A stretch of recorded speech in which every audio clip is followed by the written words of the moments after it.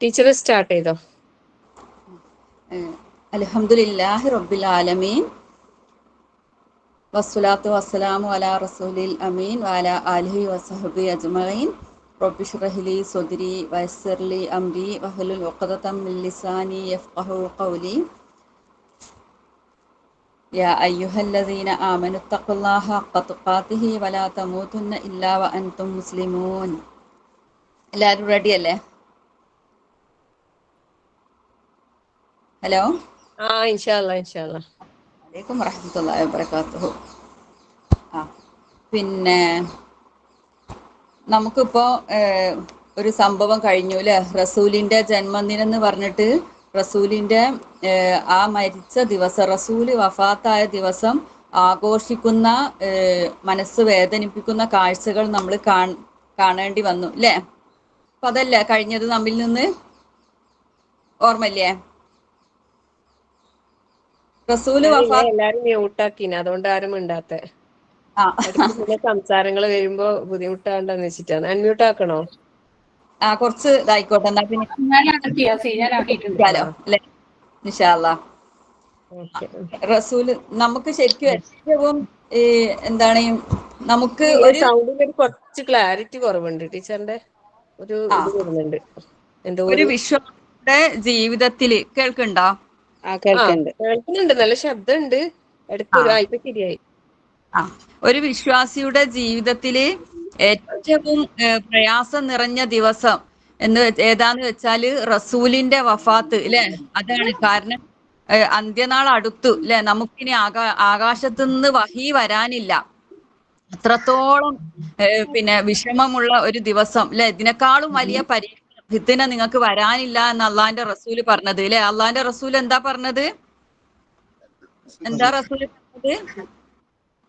അള്ളാഹുവിന്റെ റസൂലിന്റെ വഫാത്ത്, റസൂലിന്റെ മരണത്തെക്കാളും വലിയ ഫിത്ന ഇനി ലോകത്ത് വേറെ വരാനില്ല. കാരണം അതാണ് ഒരു വിശ്വാസിക്ക് ഏറ്റവും വലിയ പരീക്ഷണം, നമ്മെ വേദനിപ്പിക്കുന്നത്. കാരണം എന്താണ്? ആകാശത്തുനിന്ന് ഇനി ഒരു വഹി വരാനില്ല. ഇനി വരാനുണ്ടോ? ഇല്ല. പിന്നെ എന്ത് പ്രയാസം ഉണ്ടെങ്കിലും റസൂലിനോട് ചോദിക്കും, വഹി അവതരിക്കും അല്ലെ? പക്ഷെ ഇനി ഉണ്ടോ? അതില്ലല്ലോ അല്ലെ? വലിയ പരീക്ഷണം എന്ന് അള്ളാഹുവിന്റെ റസൂല് നമ്മെ പഠിപ്പിച്ചു. അപ്പൊ നമുക്ക് ആ ഒരു പിന്നെ ഭാഗത്തു കൂടെ ഒന്ന് ചെറുങ്ങനെ നമുക്ക് കടന്നു പോവാം അല്ലെ? റസൂൽ സല്ലല്ലാഹു അലൈഹി വസല്ലമ ഹജ്ജ് കഴിഞ്ഞ് 2 മാസം തികയുന്നതിന് മുമ്പ് സഫർ 28 തിങ്കളാഴ്ച ജന്നത്തുൽ ബഖീല് ഒരു ജനാസ നമസ്കാരത്തിൽ പങ്കെടുത്ത് തിരിച്ചു വരുമ്പോൾ ഒരു അൻസാരി യുവാവിന്റെ പിന്നെ ജനാസ നമസ്കരിച്ചിട്ട് റസൂൽ ഇങ്ങനെ തിരിച്ചു വരാണ്. ആ സമയത്ത് ശക്തമായ പനിയും തലവേദനയും പനിയും വിറയലും അനുഭവപ്പെടുകയുണ്ടായി റസൂലിന്. പിന്നീടുള്ള ദിവസങ്ങളിൽ നബി വളരെ ക്ഷീണിതനായിരുന്നു. ഈ ക്ഷീണം അള്ളാഹുവിന്റെ റസൂലിനെ മരണം വരെ പിന്തുടർന്നുകൊണ്ടിരുന്നു അല്ലെ? നമുക്കറിയാം. പിന്നെ നബിയുടെ വഫാത്തിന് ഒരാഴ്ച മാത്രം ബാക്കിയുള്ള സന്ദർഭം അവിടുന്ന് ക്ഷീണിതനാണ്. തന്റെ സഹധർമ്മിണിമാരോട് അവിടുന്ന് ചോദിച്ചു, അയിന അവൻ നാളെ ഞാൻ എവിടെയാണ് താമസിക്കേണ്ടത് എന്ന്. ആയിഷ റളിയല്ലാഹു അൻഹായുടെ വീട്ടിൽ താമസിക്കാനാണ് നബി സല്ലല്ലാഹു അലൈഹി വസല്ലമക്ക് ആഗ്രഹം എന്ന് മനസ്സിലാക്കിയ പത്നിമാർ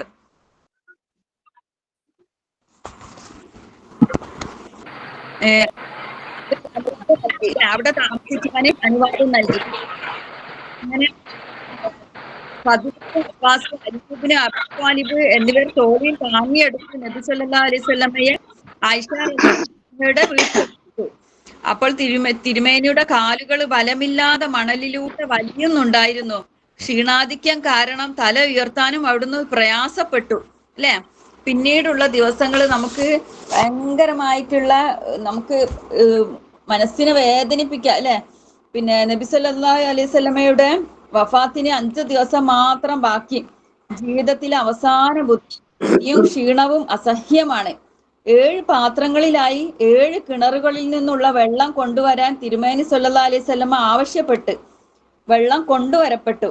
അവ തലയിലൂടെ ശക്തമായ അല്പം ആശ്വാസം കിട്ടി അല്ലെ? എങ്ങനെയാണ് ശക്തമായ പനിക്ക് ആശ്വാസം കിട്ടിയത്? ആശ്വാസം കിട്ടിയത് എങ്ങനെയാണ്? ഹലോ ഡിസ്റ്റർബൻസ് വരുന്നുണ്ടല്ലോ. ക്ലിയറില്ല. ക്ലിയർ ഇല്ല? 7 കിണറിലെ വെള്ളം കൊണ്ടുവന്നു. 7 കിണറിലെ വെള്ളം കൊണ്ടുവരപ്പെട്ടു അല്ലെ. അങ്ങനെ പിന്നെ അവ തലയിലൂടെ ദേഹത്ത് ഒഴിച്ചപ്പോൾ 7 പാത്രങ്ങളിലായിട്ട് ശക്തമായ പനിക്ക് അല്പം ആശ്വാസം ലഭിച്ചു. അപ്പൊ പ്രവാചകൻ എന്തു പറഞ്ഞു? നരകച്ചൂടിന്റെ അംശമാണ് പനിയെന്നും അതിനെ വെള്ളം കൊണ്ട് ശമിപ്പിക്കണമെന്നും അവിടുന്ന് പഠിപ്പിച്ചിട്ടുണ്ട്. അങ്ങനെ പനി അല്പം കുറഞ്ഞപ്പോൾ പ്രവാചകൻ എന്താ ചെയ്തത്? നേരെ എങ്ങോട്ടാ പോയത്?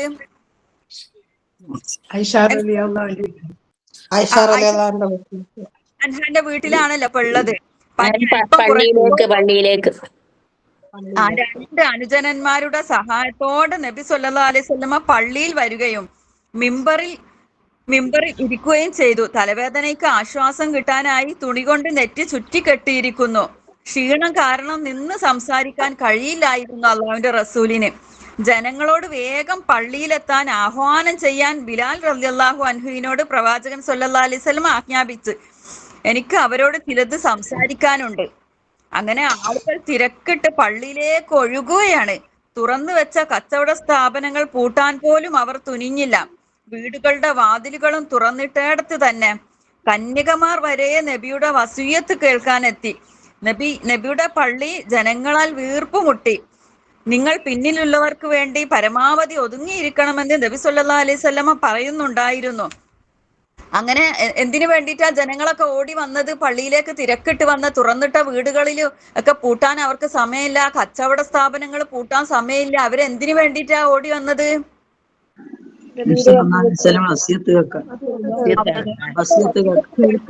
ജനങ്ങൾ ഇങ്ങനെ ഒഴുകിയെത്താ പള്ളിയിലേക്ക്. സുബ്ഹാനല്ലാഹ്. ലോകത്തിന്റെ നേതാവ് പ്രസംഗം ആരംഭിക്കുകയാണ്. അള്ളാഹുവിനെ സ്തുതിച്ച് അവനെ പ്രകീർത്തിച്ച് തന്റെ മേലും മുൻകഴിഞ്ഞ മുഴുവൻ നബിമാരുടെ പേരും സ്വലാത്ത് ചൊല്ലി എന്നിട്ട് അള്ളാഹുവിന്റെ റസൂല് അവിടുന്ന് സഹാബികളിലേക്ക് കണ്ണോടിച്ചു. നബി സല്ലല്ലാഹു അലൈഹി വസല്ലമ വിതുമ്പി കരഞ്ഞു. സ്വഹാബിമാരും കരഞ്ഞു. അവിടുന്ന് ഇന്നാ ലില്ലാഹി വ ഇന്നാ ഇലൈഹി റാജിഊൻ എന്നുരുവിട്ടു. എനിക്ക് മരണവാർത്ത എത്തിക്കഴിഞ്ഞു. ഞാൻ ദുനിയാവിനോട് വിട പറയാൻ സമയമായി. ഞാൻ എൻ്റെ റബ്ബിനെ കാണാൻ കൊതിക്കുന്നു. എൻ്റെ സമുദായത്തോട് വിട ചൊല്ലുന്നതിൽ സങ്കടമുണ്ട് എനിക്ക്. എൻ്റെ ഉപദേശം നിങ്ങൾ ശ്രദ്ധിക്കുകയും അത് ഉൾക്കൊള്ളുകയും ഇവിടെ എത്താൻ സാധിക്കാത്തവർക്ക് എത്തിച്ചു കൊടുക്കുകയും ചെയ്യുക. ഇതെന്റെ അവസാനത്തെ വസിയത്താണ്. അള്ളാഹുവിന്റെ റസൂൽ ഇങ്ങനെ വസിയത്ത് തുടരാണ് കേട്ടോ. അനുവദനീയമായതും നിഷിദ്ധമായതും അള്ളാഹു വ്യക്തമാക്കിയിട്ടുണ്ട്. അതിനാൽ ഹറാമിനെ ഹറാമായും ഹലാലിനെ ഹലാലായും കാണുക. എന്നിട്ട് റസൂൽ ഇങ്ങനെ പ്രസംഗം തുടരാണ്. നബി സല്ലല്ലാഹു അലൈഹി വസല്ലമ തലയുയർത്തി അള്ളാഹുവെ നീ സാക്ഷി എന്ന് പറഞ്ഞ് പ്രസംഗം തുടരുകയാണ്. ജൂത ക്രൈസ്തവരെ അള്ളാഹു ശപിച്ചിരിക്കുന്നു. കാരണം അവർ അവരുടെ പ്രവാചകന്മാരുടെ ഖബറുകളെ ആരാധനാ കേന്ദ്രങ്ങളാക്കിയിരിക്കുന്നു. എന്റെ ഖബറിനെ നിങ്ങൾ ആരാധിക്കപ്പെടുന്ന വിഗ്രഹമാക്കരുത് എന്ന് പ്രവാചകൻ പ്രാർത്ഥിക്കാണ്. ബുഖാരി റിപ്പോർട്ട് ചെയ്യുന്ന ഹദീസ്. ജൂതന്മാർക്കില്ലേ അവരുടെ പുണ്യാളന്മാരുടെ ഖബറുകൾ അവര് ആരാധനാലയമാക്കും. അതുകൊണ്ടാണ് റസൂൽ എന്റെ ഖബറിനെ അങ്ങനെ ആക്കരുതേ എന്ന് റസൂൽ പ്രാർത്ഥിച്ചത്. അത് അങ്ങനെ തന്നെ അള്ളാഹ് സംരക്ഷിക്കുകയും ചെയ്തു അല്ലെ. ശക്തമായ ഒരു മതിലിന്റെ ഉള്ളിലാണ് റസൂലിന്റെ ഖബർ.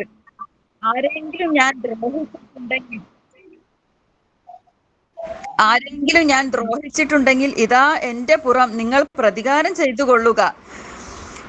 ആരുടെയെങ്കിലും അഭിമാനത്തെ ഞാൻ ക്ഷതപ്പെടുത്തിയിട്ടുണ്ടെങ്കിൽ എന്റെ അഭിമാനം ഇതാ നിങ്ങൾ പ്രതികാരം ചെയ്തു കൊള്ളുക. ആരുടെയെങ്കിലും സമ്പത്ത് ഞാൻ എടുത്തിട്ടുണ്ടെങ്കിൽ ഇതാ എന്റെ സമ്പത്ത് അതിൽ നിന്ന് എടുത്തുകൊള്ളുക. നോക്കൂ നിങ്ങൾ, ശാരീരികമായോ മാനസികമായോ ചെറിയൊരു നോട്ടം കൊണ്ട് പോലും ഒരാളെയും നോവിക്കാത്ത പ്രവാചകൻ സല്ലല്ലാഹു അലൈഹി വസല്ലമയുടെ വാക്കുകൾ വിനയത്തിന്റെ അങ്ങേയറ്റമാണ്. അപ്പൊ നമ്മൾ ചിന്തിക്കേണ്ടി അല്ലെ, പ്രവാചകൻ ഇങ്ങനെ നമ്മളെ പഠിപ്പിച്ചിട്ടുണ്ടെങ്കിൽ നമ്മളൊക്കെ എത്രമാത്രം എത്ര പാപങ്ങൾ നമ്മിൽ നിന്ന് വന്നു പോയിട്ടുണ്ടോന്ന്. അപ്പൊ നമ്മുടെ മരണത്തിന് മുമ്പ് ഇതൊക്കെ നമ്മൾ ചോദിച്ചില്ലേ, പൊരുത്തം ചോദിച്ചുകൊണ്ട് നമ്മൾ മരണത്തിന് തയ്യാറാവണ്ടേ അല്ലെ. റസൂലുള്ള ഒരാളെയും നോവിച്ചിട്ടില്ല. എന്നിട്ടും റസൂലുള്ള അങ്ങനെ പറയണമെങ്കിൽ നമ്മളൊക്കെ എത്ര പറയണോ.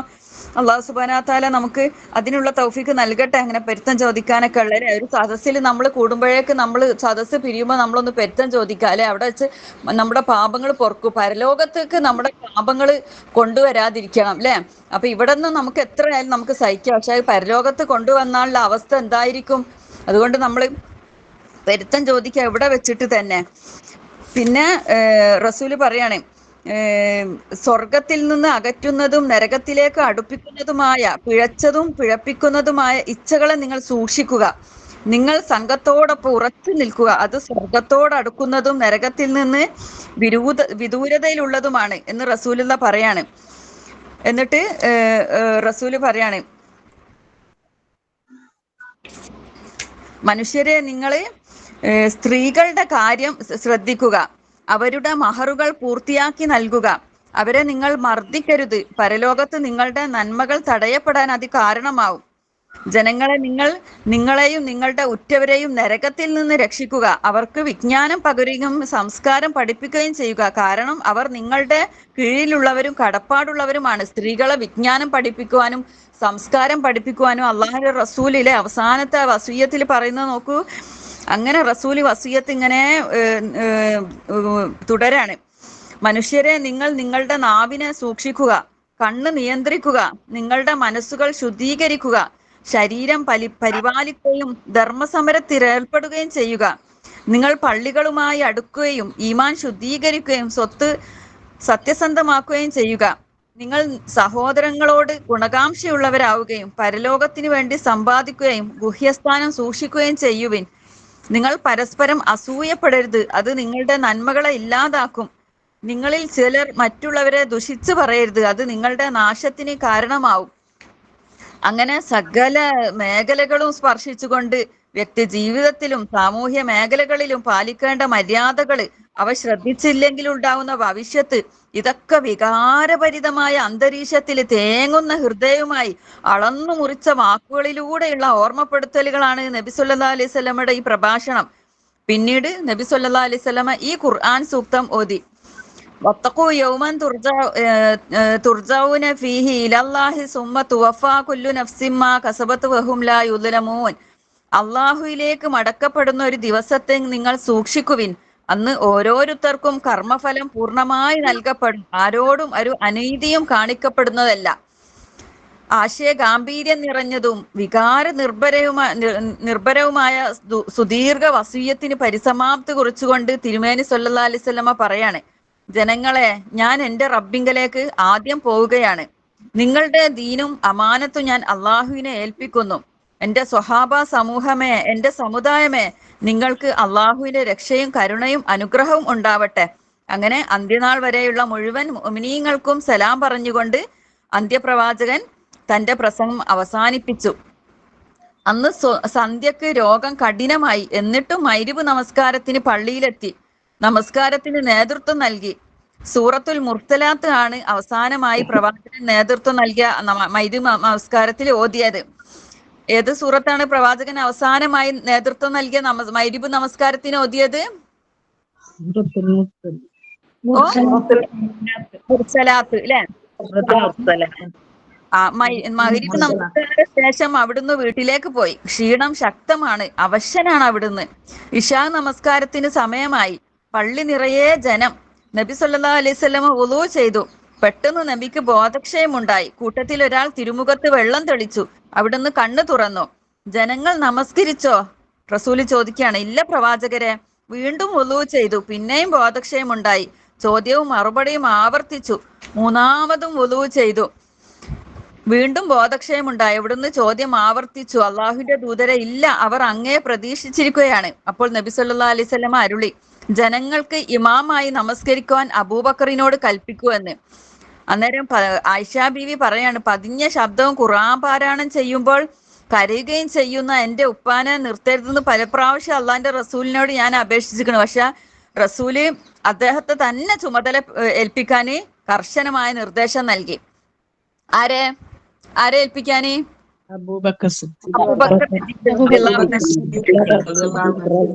ശേഷം പദവികൾ ഏറ്റെടുക്കാനും രാഷ്ട്രത്തെ നയിക്കാനും അബൂബക്കറാണ് എന്തുകൊണ്ടും യോഗ്യൻ എന്ന വ്യക്തമായ സന്ദേശം സ്വഹാബികൾക്ക് കൈമാറുക കൂടിയായിരുന്നു പ്രവാചകന്.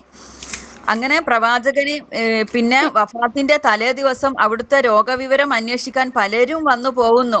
നബി സല്ലല്ലാഹു അലൈഹി വസല്ലമയുടെ വീട്ടിൽ തന്നെ, നബി സല്ലല്ലാഹു അലൈഹി വസല്ലമ വീട്ടിൽ തന്നെയാണ്, പള്ളിയിൽ പോകാനുള്ള ആഫിയത്ത് തീരെയില്ല.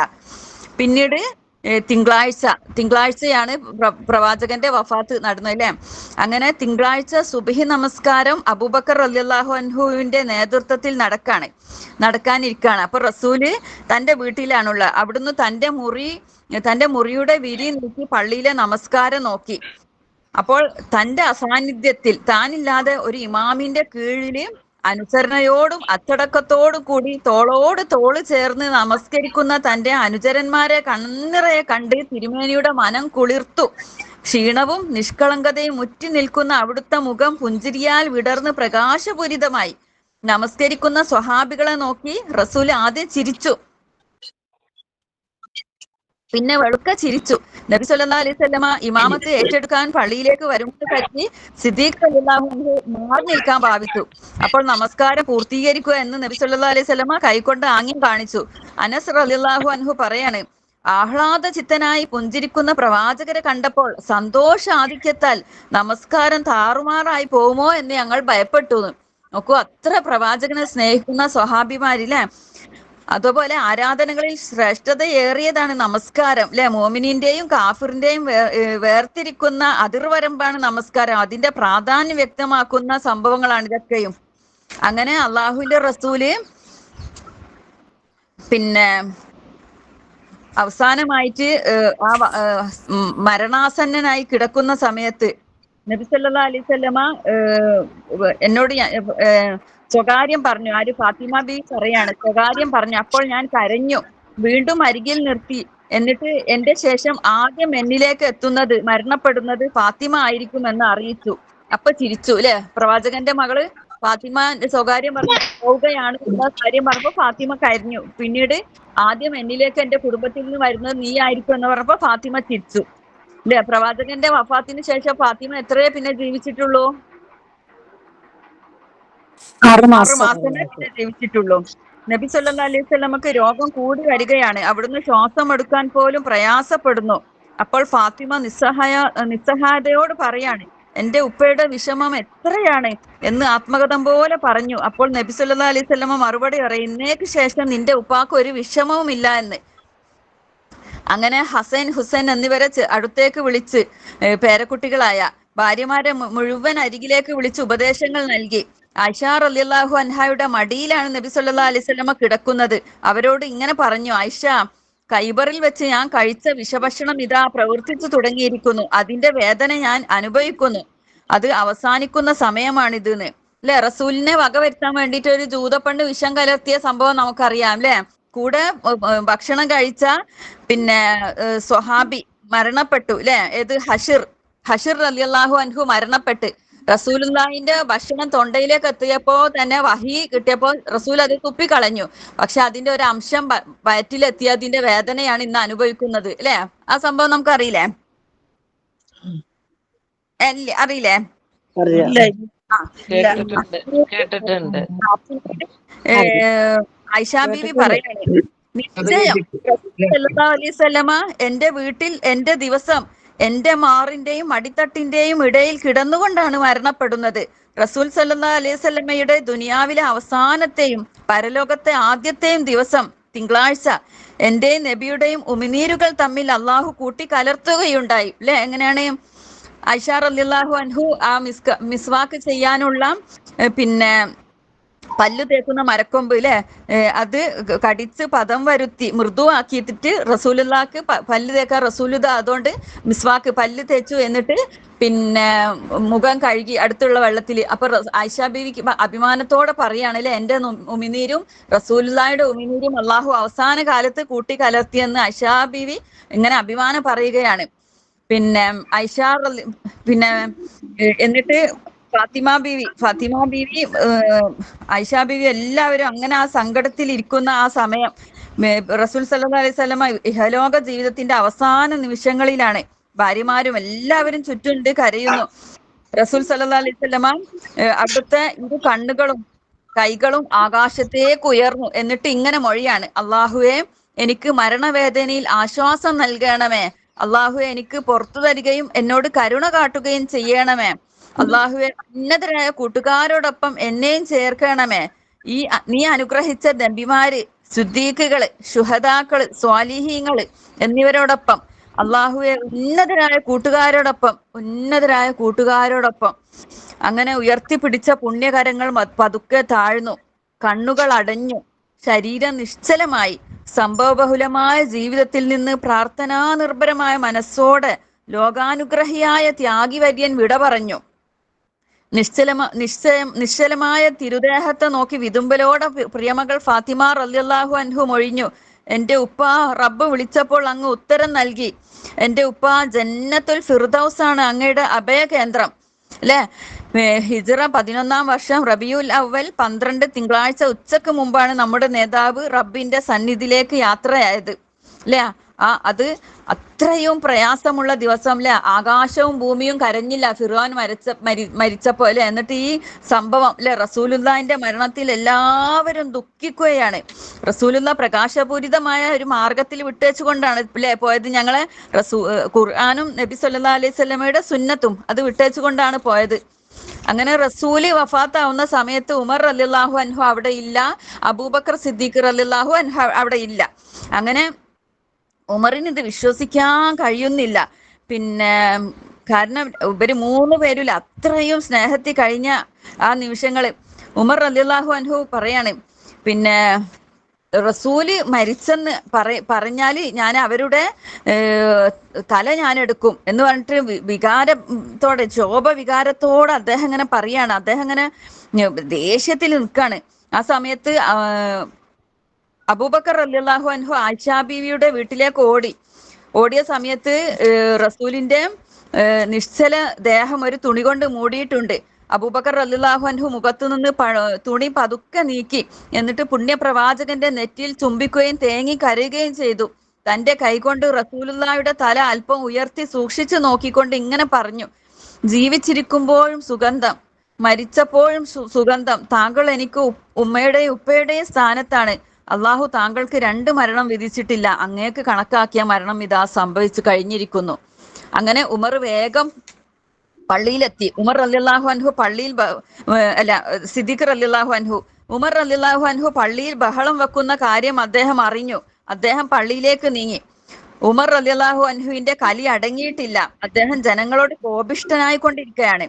ഇരിക്കൂ ഉമർ അബൂബക്കറിന്റെ വാക്ക്, ഈ കൽപ്പന ഉമർ കേട്ട ഭാവം കാണിച്ചില്ല. അബൂബക്കർ റളിയല്ലാഹു അൻഹു ജനങ്ങളുടെ നേരെ തിരിഞ്ഞുകൊണ്ട് ഹ്രസ്വമായ ഒരു പ്രഭാഷണം നടത്തി. ജനസാഗരം അദ്ദേഹത്തിന്റെ വാക്കുകൾ സാഗൂതം ശ്രദ്ധിച്ചു. വികാര നിർഭയമായി അദ്ദേഹം പറഞ്ഞു. അദ്ദേഹം ഏതായത്താണ് ആ സമയത്ത് ഓതിയത്? ഓർമ്മ ഉണ്ടായിരിക്കെങ്കിലും? എന്താണ് അർത്ഥം? ഞാനും മരിക്കും, നമ്മളെല്ലാവരും മുഹമ്മദ്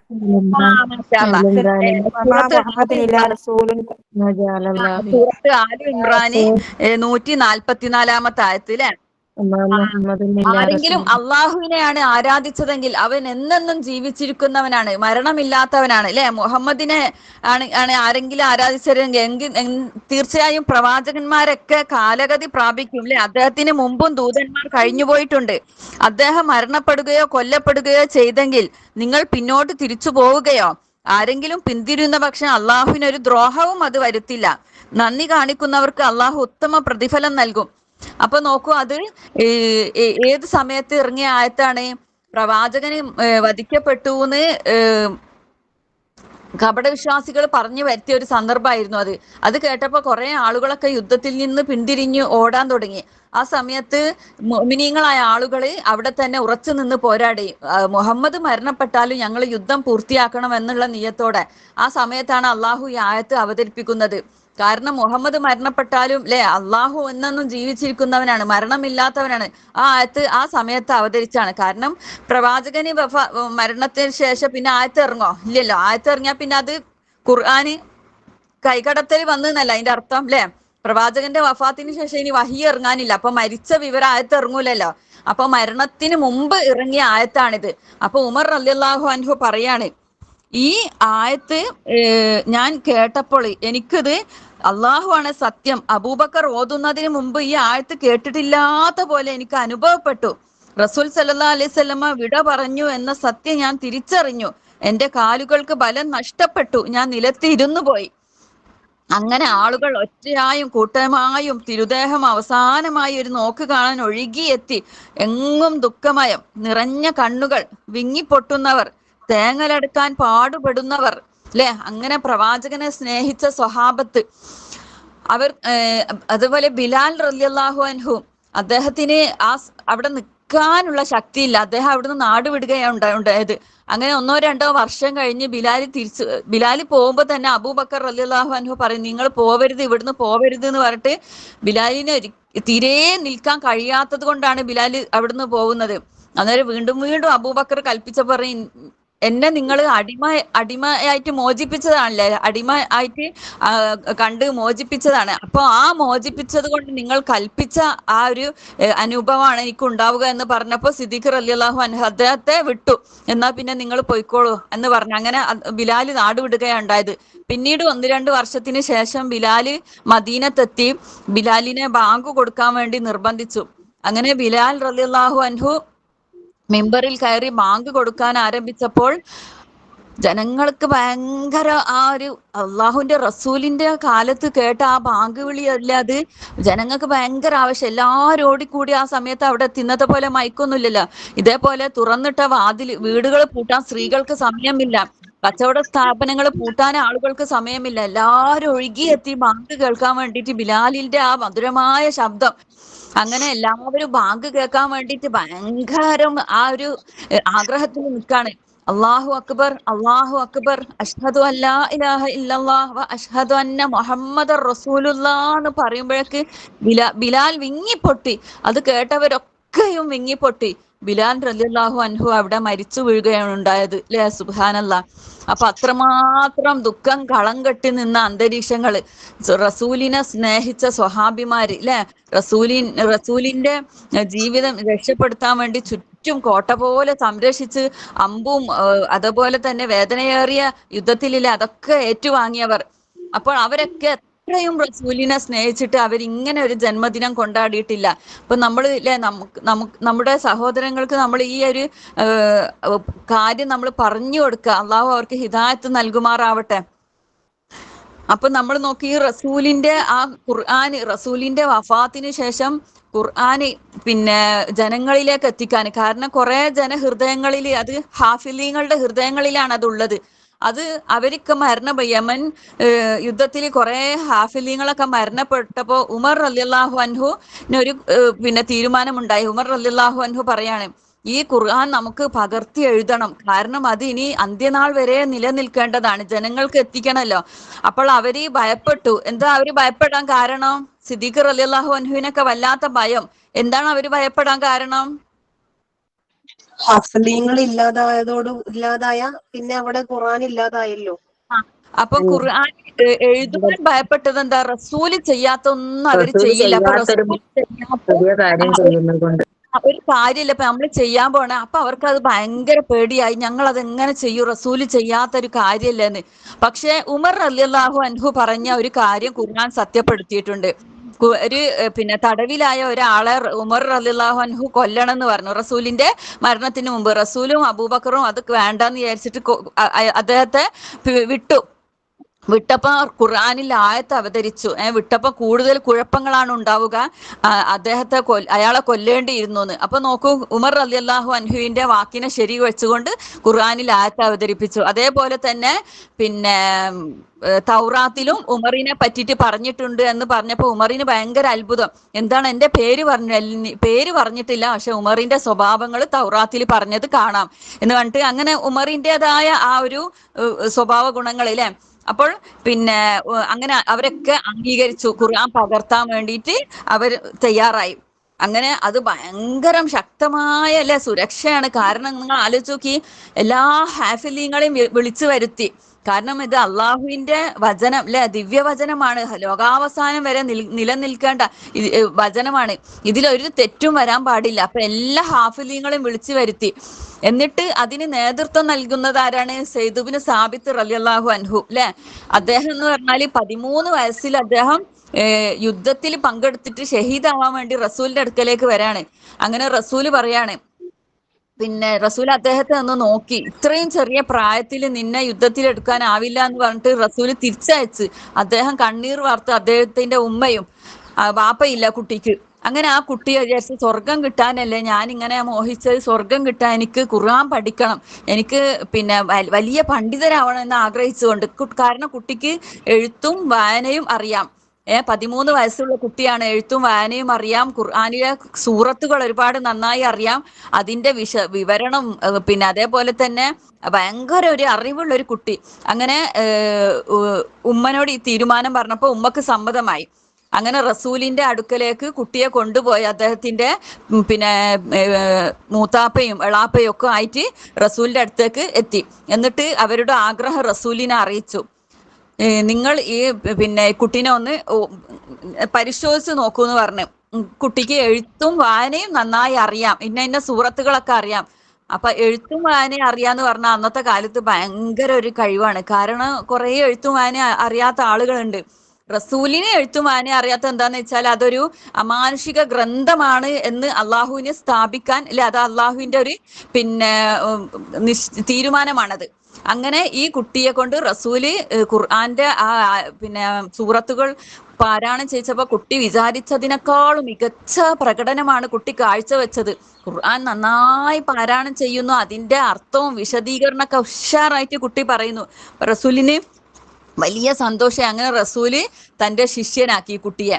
അങ്ങനെ റസൂലിന് അവതരിക്കുന്ന വഹികൾ ആദ്യം കേൾക്കുന്നതും എഴുതുന്നതും ഈ കുട്ടിയാണ്. ആര്? ഏത് കുട്ടി?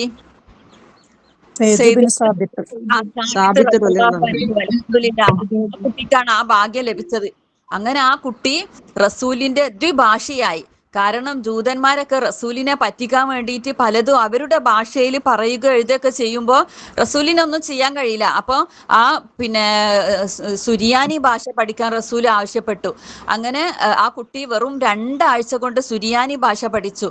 അങ്ങനെ ആ കുട്ടി റസൂലിന്റെ ദ്വിഭാഷയായി. അങ്ങനെ ആ കുട്ടി പല പല ഭാഷകളും പഠിച്ച് റസൂലിന് ഭയങ്കരം ഈ കുട്ടിയെ കൊണ്ടുള്ള ആ സഹായം. കുട്ടി പിന്നെ വിദേശത്തേക്ക് റസൂലിന് കത്തയക്കണമെങ്കിലും മറ്റുള്ളവരെ ദീനിലേക്ക് ക്ഷണിക്കണമെങ്കിലൊക്കെ ഈ കുട്ടിയാണ് കത്തെഴുതാ അയക്കുക, അവരുടേതായ ഭാഷയിൽ, ആ രാജ്യക്കാരുടെ ഭാഷയിൽ. അങ്ങനെ ഈ കുട്ടിയെ കൊണ്ട് ഒരുപാട് ഈ കുട്ടി വലിയ പണ്ഡിതനായി. പിന്നെ സെയ്ദ് ഇബ്നു സാബിത്ത് റളിയല്ലാഹു അൻഹു. അങ്ങനെ ആ പണ്ഡിതനാണ് റസൂലിന്റെ മരണശേഷം ഖുർആന് പകർത്തി എഴുതുന്നതിൽ പ്രാമുഖ്യം വഹിച്ചത്. പിന്നെ എല്ലാവരും എല്ലാ ഹാഫിലീങ്ങളെയും നിരത്തി. അങ്ങനെ ഹാഫിലീങ്ങളൊക്കെ ഒരാൾ ഓതും, ഒരാൾ ശരിവെക്കും. ഇന്നത്തെ പോലെയുള്ള എളുപ്പമാർഗങ്ങളൊന്നുമില്ല അന്ന്. ഈ പേനൊന്നുമില്ല, എഴുത്താണിയാണ്, മഷിയിൽ മുക്കിയിട്ട് വേണം എഴുതാൻ അല്ലെ. അത്രക്കും പ്രയാസം. അതിൽ വള്ളി പുള്ളി തെറ്റാതെ എഴുതണം, എഴുതുന്നത് പരിശോധിക്കുവാൻ ഒരാള്. അങ്ങനെ ഭയങ്കര സുരക്ഷയിൽ അവർ ഖുർആൻ പകർത്താൻ ആരംഭിച്ചു. അങ്ങനെ എല്ലുകളിലും തോലുകളിലും എഴുതി വെച്ചതൊക്കെ അവർ കംപ്ലീറ്റ് പകർത്തിയിലെ. ആദ്യം അവതരിപ്പിച്ച സൂറത്ത് ഏതാണ്? പ്രവാചകൻക്ക് ഇഖ്റ ആണ്. പക്ഷെ ഇഖ്റ ആദ്യം ഖുർആനിൽ കാണുന്നത് അല്ലല്ലോ. ഇന്ന സൂറത്ത് ഇന്ന ഭാഗത്താണ് പിന്നെ കൊടുക്കേണ്ടതെന്ന് അള്ളാഹുവിന് വഹി അവതരിക്കുന്നുണ്ട്.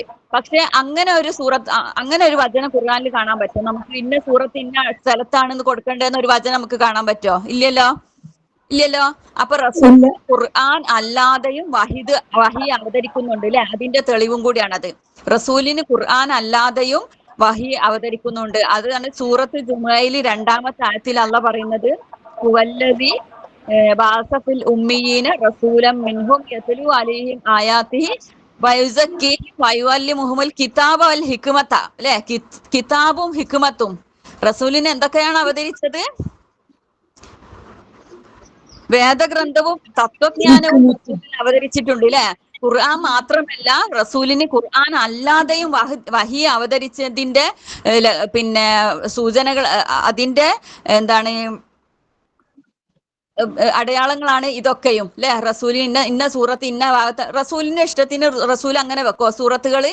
ഇക്ര ആദ്യം അവതരിച്ച ഇക്ര അല്ല ആദ്യം വെക്കുക. പക്ഷെ റസൂലിന്റെ ഇഷ്ടത്തിന് റസൂല് മാറ്റം ഇല്ല. അപ്പൊ ഖുർആൻ അല്ലാതെയും റസൂലിന് വഹി അവതരിച്ചിട്ടുണ്ട്.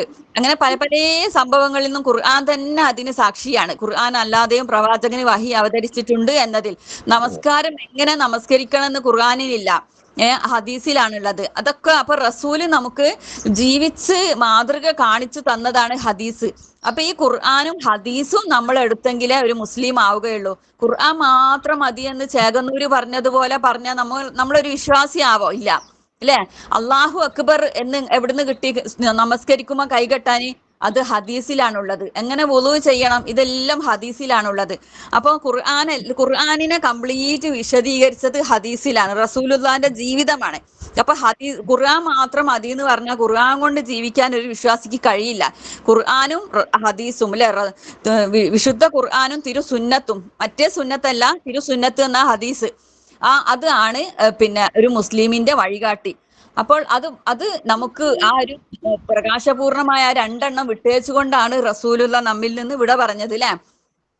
അപ്പൊ നിങ്ങൾ നോക്കൂ, ഉമർ റളിയല്ലാഹു അൻഹു പിന്നെ അബൂബക്കർ സിദ്ദീഖ് റളിയല്ലാഹു അൻഹു ആ ആയത്ത് ചെല്ലുമ്പോ നമുക്ക് എന്തോ ഒരു ഭയങ്കരമായ, നമുക്കും ഒരു ഉമറിനെ പോലെ ആ ഒരു സന്തോഷം തോന്നും. കാരണം അള്ളാഹു ആരെങ്കിലും അള്ളാഹുവിനാണ് ആരാധിച്ചതെങ്കിൽ എന്നെന്നും ജീവിച്ചിരിക്കുന്നവനും മരണമില്ലാത്തവനുമായ അള്ളാഹു ഉണ്ട്. അപ്പൊ നമുക്ക് ഭയങ്കര ഒരു കുളിർമല്ല അത് കേൾക്കുമല്ലേ. റസൂലുള്ള വഫാത്തായാലും അള്ളാഹു ഉണ്ടല്ലോ, ഏറ്റവും സ്നേഹനിധിയായ റബ്ബല്ലേ നമ്മുടെ കൂടെ ഉള്ളതില്ലേ. അപ്പൊ നമുക്ക് ഭയങ്കര ഒരു സന്തോഷം ആ ആയത്ത് കേൾക്കുമ്പോ. റസൂലാണെങ്കിൽ നമുക്ക് എല്ലാ കാര്യവും എത്തിച്ച് തന്നിട്ടാണ് റസൂൽ ഇവിടുന്ന് വിട പറഞ്ഞത് അല്ലെ. റസൂലാണെങ്കിൽ നമ്മൾ സഹിക്കുന്നത്, നമ്മൾ വിഷമിക്കുന്നത് സഹിക്കാൻ കഴിയാത്ത ഒരു റസൂലിനാണ് അള്ളാഹു അവതരിപ്പിച്ചത് അല്ലെ, അള്ളാഹു ഇറക്കിയത്. ആ റസൂലിനെ പറ്റിയിട്ട് സൂറത്ത് ആലി ഇമ്രാനിൽ പറയുന്നത് നോക്കൂ. പിന്നെ നീ ഒരു കഠിന ഹൃദയനും പരുഷ സ്വഭാവിയുമായിരുന്നുവെങ്കിൽ ആളുകൾ നിന്റെ ചുറ്റിൽ നിന്ന് പിരിഞ്ഞു പോവുമായിരുന്നു അല്ലെ. നിന്റെ ഈ സൽസ്വഭാവം കൊണ്ടാണ് ആളുകൾ നിന്നിലേക്ക് അടുക്കുന്നത്. അള്ളാഹുവിന്റെ കാരുണ്യം കൊണ്ടാണ് അങ്ങനെ പെരുമാറുന്നത് അല്ലെ. അപ്പൊ നമ്മളൊന്ന് ആലോചിച്ച് നോക്കി, പിന്നെ അള്ളാഹു അങ്ങനെയുള്ള ഒരു റസൂലിനെ നമുക്ക് നിയോഗിച്ച് റസൂലിന്റെ കാര്യങ്ങൾ ജീവിതത്തിൽ കാണിച്ചു തന്ന മുഴുവൻ കാര്യങ്ങളും ഹദീസായി റിപ്പോർട്ട് ചെയ്യപ്പെട്ടിട്ട് നമുക്ക് പഠിക്കാൻ എത്രയും എളുപ്പത്തിൽ നമ്മുടെ മുന്നിൽ. ഈ ഖുർആനൊക്കെ പകർത്തി എഴുതുന്നതിലും അത് രണ്ട് ചട്ടക്കുള്ളിലാക്കുന്നതിലും ഒക്കെ എത്രമാത്രം ത്യാഗവും സൂക്ഷ്മതയും അവർ സഹിച്ചുല്ലേ. ഒരു ഹദീസ് രേഖപ്പെടുത്തണമെങ്കിൽ അവർ എത്രയോ സുന്നത്ത് നമസ്കരിച്ച് പ്രാർത്ഥിച്ച് അത് സ്വഹീഹാണോ ലൊയീഫാണോ ഒക്കെ പരിശോധിച്ച് ആ സ്വഹീഹായ ഹദീസ് രേഖപ്പെടുത്തുന്നു. എത്ര ശ്രമങ്ങൾ അവര്, എത്രമാത്രം ത്യാഗങ്ങൾ അവര് സഹിച്ചില്ലേ. അപ്പൊ നമുക്കൊക്കെ ശരിക്കും നമ്മുടെ മുന്നിൽ ഗ്രന്ഥങ്ങൾ നിരവധി, നമുക്കിത് പഠിക്കേണ്ട പണിയേ ഉള്ളൂ. ഈ ഖുർആനും ഹദീസും ഒക്കെ പഠിക്കേണ്ട പണിയേ ഉള്ളൂ നമുക്ക്. ഇനിയിപ്പോ അത് പഠിക്കാനും നമുക്ക് കേൾക്കാനും സമയമില്ല. ഒരാഴ്ചക്ക് ഒരിക്കലും ഒരു ഖുർആൻ ക്ലാസ്സിൽ വന്നിരുന്ന് അത് കേൾക്കാനും കൂടി നമുക്ക് സമയമില്ല. പിന്നെ നമ്മുടെ ഖബറിലെ അവസ്ഥ എന്താണല്ലേ സഹോദരങ്ങൾ, നമ്മൾ ചിന്തിക്കണം. നമ്മുടെ തൊട്ടടുത്തുള്ളവരോട് നമ്മൾ ഖുർആൻ ക്ലാസ്സിന് കേൾക്കാൻ, അത് പഠിക്കാൻ നമ്മൾ വിളിച്ചുകൊണ്ടേയിരിക്കണം. കാരണം നമ്മുടെ ശ്വാസം നിലക്കുന്നത് വരെ നമ്മൾ വിളിക്കുക. അവര് ഉത്തരം നൽകിയില്ലെങ്കിലും നമുക്ക് തെറ്റില്ലല്ലോ അല്ലെ. നമുക്ക് അവിടെ എത്തിച്ചു കൊടുത്തിട്ടുണ്ട്, നമ്മൾ വിളിച്ചിട്ടുണ്ട്, നമുക്ക് പരലോകത്ത് പറയാലോ, രക്ഷപ്പെടാലോ. അതുകൊണ്ട് നമ്മൾ വിളിച്ചുകൊണ്ടേ ഇരിക്കുക. ഈ ഖുർആൻ ജനങ്ങൾക്ക് നമ്മൾ പറഞ്ഞുകൊണ്ടേ ഇരിക്കുക അല്ലെ. ഓരോ പ്രഭാതം പൊട്ടി വിടരുമ്പോഴും അത് നമ്മോട് പറയും, പിന്നെ എന്നിൽ നീ നല്ല കർമ്മങ്ങൾ ചെയ്യാൻ അല്ലെ. ആ പ്രഭാതം നമ്മോട് പറയാ, ദിവസം അള്ളാഹു നിനക്ക് ഒരു അവസരം കൂടി നൽകിയിരിക്കുകയാണ്. ഞാൻ പോയാൽ അന്ത്യനാൾ വരെ തിരിച്ചു വരില്ല, അതുകൊണ്ട് പരമാവധി എന്നെ ഉപയോഗിച്ചോ എന്ന്, പിന്നെ നിന്റെ ഓരോ കർമ്മത്തിന് ഞാൻ സാക്ഷിയാണെന്ന് ഓരോ ദിവസവും നമ്മളോട് പറയുന്നുണ്ട്. അപ്പൊ നമ്മള് നമ്മുടെ ഈ സംസാരം അല്ലെ, നമ്മുടെ പ്രവൃത്തി, ഖുർആനിലേക്കുള്ള ക്ഷണം അല്ലെ, എന്താ അള്ളാഹ് പറഞ്ഞത്, വമൻ അഹ്സനു ഖൗലൻ മിമ്മൻ ദഅ ഇലല്ലാഹി വഅമില സ്വാലിഹൻ വഖാല ഇന്നനി മിനൽ മുസ്ലിമീൻ. അള്ളാഹുവിലേക്ക് ക്ഷണിക്കുകയും സൽക്കർമ്മങ്ങൾ പ്രവർത്തിക്കുകയും ചെയ്യുന്നതിനേക്കാളും ഉത്തമമായ വാക്ക് പറയുന്ന മറ്റാരുമില്ല. അപ്പോൾ ലാ ഇലാഹ ഇല്ലല്ലാഹ് എന്ന വാക്ക്, അതിലേക്കുള്ള ക്ഷണം, അതാണ് ഏറ്റവും നല്ല ക്ഷണം. ഒരാളെ തിന്മയിൽ നിന്ന് രക്ഷിക്കലാണ് ഏറ്റവും വലിയ രക്ഷ. കാരണം നരകത്തിൽ നിന്നാണ് നമ്മൾ രക്ഷിക്കുന്നത് അല്ലെ. ഒരു ഒരു പിന്നെ വിശന്നു വലഞ്ഞ ആൾക്ക് ഭക്ഷണം കൊടുക്കാത്തവനേക്കാളും പാപിയാണ് സന്മാർഗം അറിയാതെ ഇരുളിൽ നടക്കുന്ന ആൾക്ക് ഈ ദിവ്യപ്രകാശം നമ്മൾ എത്തിച്ചു കൊടുത്തിട്ടില്ലെങ്കിൽ. അപ്പൊ നമ്മൾക്ക് ഏറ്റവും നമ്മൾ പ്രാധാന്യം നൽകേണ്ടത് ആത്മീയമായ മരുന്നിനാണ്. നമ്മൾ കുറേ ആളുകൾക്ക് അൽഹംദുലില്ലാ സഹായം ചെയ്യും, നമ്മൾ കിറ്റ് കൊടുക്കും, നമ്മൾ അവര് രോഗം കാണാൻ പോവുക, ആശ്വസിപ്പിക്കും. പക്ഷെ അതിനേക്കാളും നമ്മൾ ശരീരത്തിനുള്ള മരുന്നിനേക്കാളും ഭക്ഷണത്തിനേക്കാളും പ്രാധാന്യം നൽകേണ്ടത് ഏത് മരുന്നിനാണ്? ആത്മീയമായ മരുന്നിനാണ് അല്ലെ? ആത്മീയമായ ഭക്ഷണത്തിനാണ്. ഹൃദയം കഴുകുന്ന ഭക്ഷണത്തിന്, ലാ ഇലാഹ ഇല്ലല്ലാഹ് എന്ന തൗഹീദിലേക്ക് ക്ഷണിക്കുവാന്. അപ്പൊ നമുക്ക് ചിലപ്പോ നമ്മുടെ ജീവിതത്തിൽ പല അനുഭവങ്ങളും ഉണ്ടാവും അല്ലെ? പിന്നെ ഇതൊക്കെ ജീവിതത്തിൽ ശരിക്കും ഒരു ക്യാൻസറായ രോഗിനെ കാണാൻ പോയി, മുസ്ലിമാണ്, ക്യാൻസറായ രോഗിനെ കാണാൻ പോയി, രോഗിക്ക് ഉപദേശങ്ങളൊക്കെ കൊടുത്ത് പണം കൊണ്ടൊക്കെ സഹായിച്ച് പിന്നെ തൗഹീദ് എത്തിച്ചു കൊടുത്ത് 2 ദിവസം കൊണ്ട് ആ രോഗി മരണപ്പെടാണ്. അപ്പൊ നിങ്ങൾ ആലോചിച്ച് നോക്കി, ആ രോഗി എങ്ങാനും അത് പിന്നെ മനസ്സിനെ തൗബ ചെയ്ത് ശുദ്ധീകരിച്ചിട്ടാണ് മരണപ്പെട്ടെങ്കിൽ നമ്മുടെ തൗഹീദ് വലിച്ചില്ലേ അല്ലെ? ആ രോഗി എങ്ങനെ മരണപ്പെട്ടെന്ന് നമുക്കറിയില്ല. പക്ഷെ ആ രോഗി മരണപ്പെട്ടത് നമുക്കൊരു ഒരു പ്രതീക്ഷ, 70,000 മലക്കുകളുടെ പ്രാർത്ഥന നമുക്ക് കിട്ടിയിട്ടുണ്ടാവില്ലേ? കാരണം അള്ളാഹുവിന്റെ തൗഹീദ് അവിടെ എത്തിച്ചു കൊടുത്തില്ലേ അല്ലെ? അപ്പൊ നമുക്കൊരു ആശ്വാസം, ആ മരണപ്പെടുന്നതിന് മുമ്പ് അപ്പൊ എവിടെ വെച്ചിട്ട് രോഗിക്ക് നമ്മളെ പറ്റിയിട്ട് ഒരു എതിര് പറയാൻ കഴിയില്ല, നമ്മളവിടെ എത്തിച്ചില്ല. അങ്ങനത്തെ പല സന്ദർഭങ്ങളും നമ്മുടെ ജീവിതത്തിൽ ഉണ്ടായിട്ടുണ്ടാവും. അപ്പൊ അതിന് സാക്ഷിയാവണമെങ്കിൽ നമ്മൾ ഒരു രോഗം കാണാൻ പോയാലൊക്കെ നമ്മൾ ആ തൗഹീദ് നമ്മൾ എത്തിച്ചു കൊടുക്കുക. അതേപോലെ തന്നെ നമ്മൾ നമസ്കാരം നിർവഹിക്കുന്നുണ്ടോ എന്ന കാര്യം ശ്രദ്ധിക്കുക, രോഗിന്റെ കൂടെയുള്ളവരും അല്ലെ? ആ കാര്യങ്ങളിൽ നമ്മൾ പ്രത്യേക ശ്രദ്ധ കാണിക്കാം. അതേപോലെ തന്നെ പിന്നെ മരണാസന്നനായ രോഗിയാണെങ്കിൽ 3 കാര്യം നമ്മൾ ശ്രദ്ധിക്കണം. എന്തൊക്കെയാ 3 കാര്യങ്ങള്? മരണാസന്നനായ രോഗിയാണെങ്കിൽ നമ്മൾ എന്തൊക്കെ കാര്യം അവിടെ പറഞ്ഞു കൊടുക്കണം?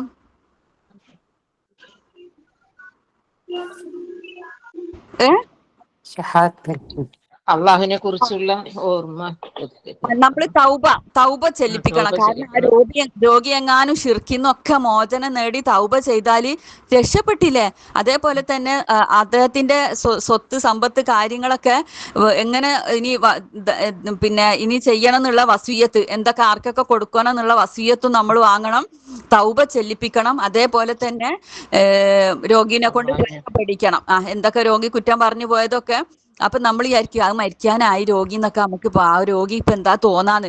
പക്ഷെ അങ്ങനെ തോന്നാത്ത വിധത്തിൽ നമ്മളൊരു പ്രത്യേകമായ നമ്മുടേതായ ഐഡിയയിലും ബുദ്ധിയിലും അറിവിലും നമ്മൾ പറഞ്ഞു കൊടുക്കണം. അത് ചിലവരൊക്കെ പറയലെന്താണെന്ന് അറിയാം, ഞാൻ എന്റെ ഉമ്മക്ക് പിന്നെ കലിമ വെക്കാൻ കഴിയില്ല, കാരണം മരിക്കാൻ പോവാണെങ്കിൽ ഇമ്മ വിചാരിക്കൂല ഞാൻ ഇങ്ങനെ ചെല്ലുമ്പോ ഞാൻ മരിക്കാൻ പോവാണെങ്കിൽ ഇങ്ങനെ ഇതാക്കൂലെന്ന് കരുതൂല വിചാരിച്ചിട്ട് ഒരൊച്ച ഉണ്ടല്ലോ. ചിലവരൊക്കെ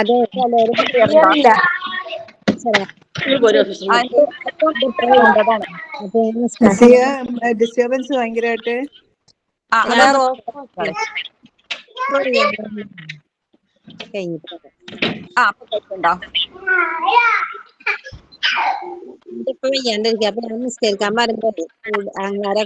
മൈക്ക് ഓഫ് ചെയ്യണം കേട്ടോ.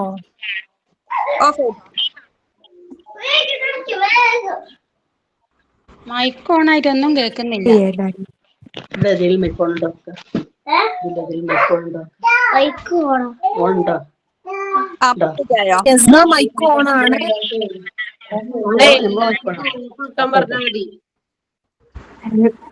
ശരിയായോ?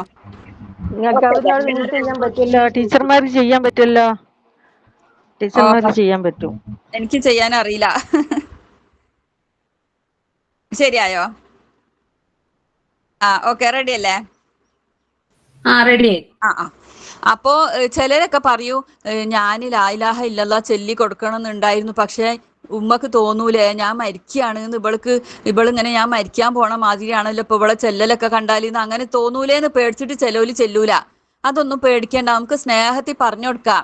ലാ ഇലാഹ ഇല്ലല്ലാഹ് ചൊല്ലിക്കോളി ഉമ്മ, ദിക്ർ എപ്പോഴും ചൊല്ലിക്കോളി എന്നൊക്കെ പറഞ്ഞിട്ട് നമുക്ക് ഐഡിയ മാറ്റിയിട്ടൊക്കെ പറഞ്ഞു കൊടുത്തൂടെ അല്ലേ?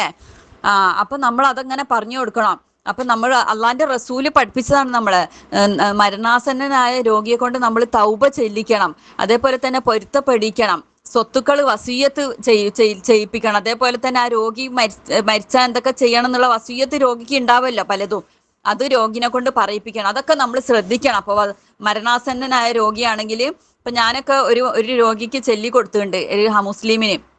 കാരണം നമുക്ക് പ്രവാചകന്റെ മാതൃകയുണ്ട്. ഒരു യഹൂദ കുട്ടിക്ക് പ്രവാചകൻ സല്ലല്ലാഹു അലൈഹി വസല്ലമ കെലിമ ചൊല്ലിക്കൊടുക്കാൻ ഭാവിച്ചപ്പോൾ അച്ഛൻ ഇങ്ങനെ നോക്കുന്നുണ്ട്.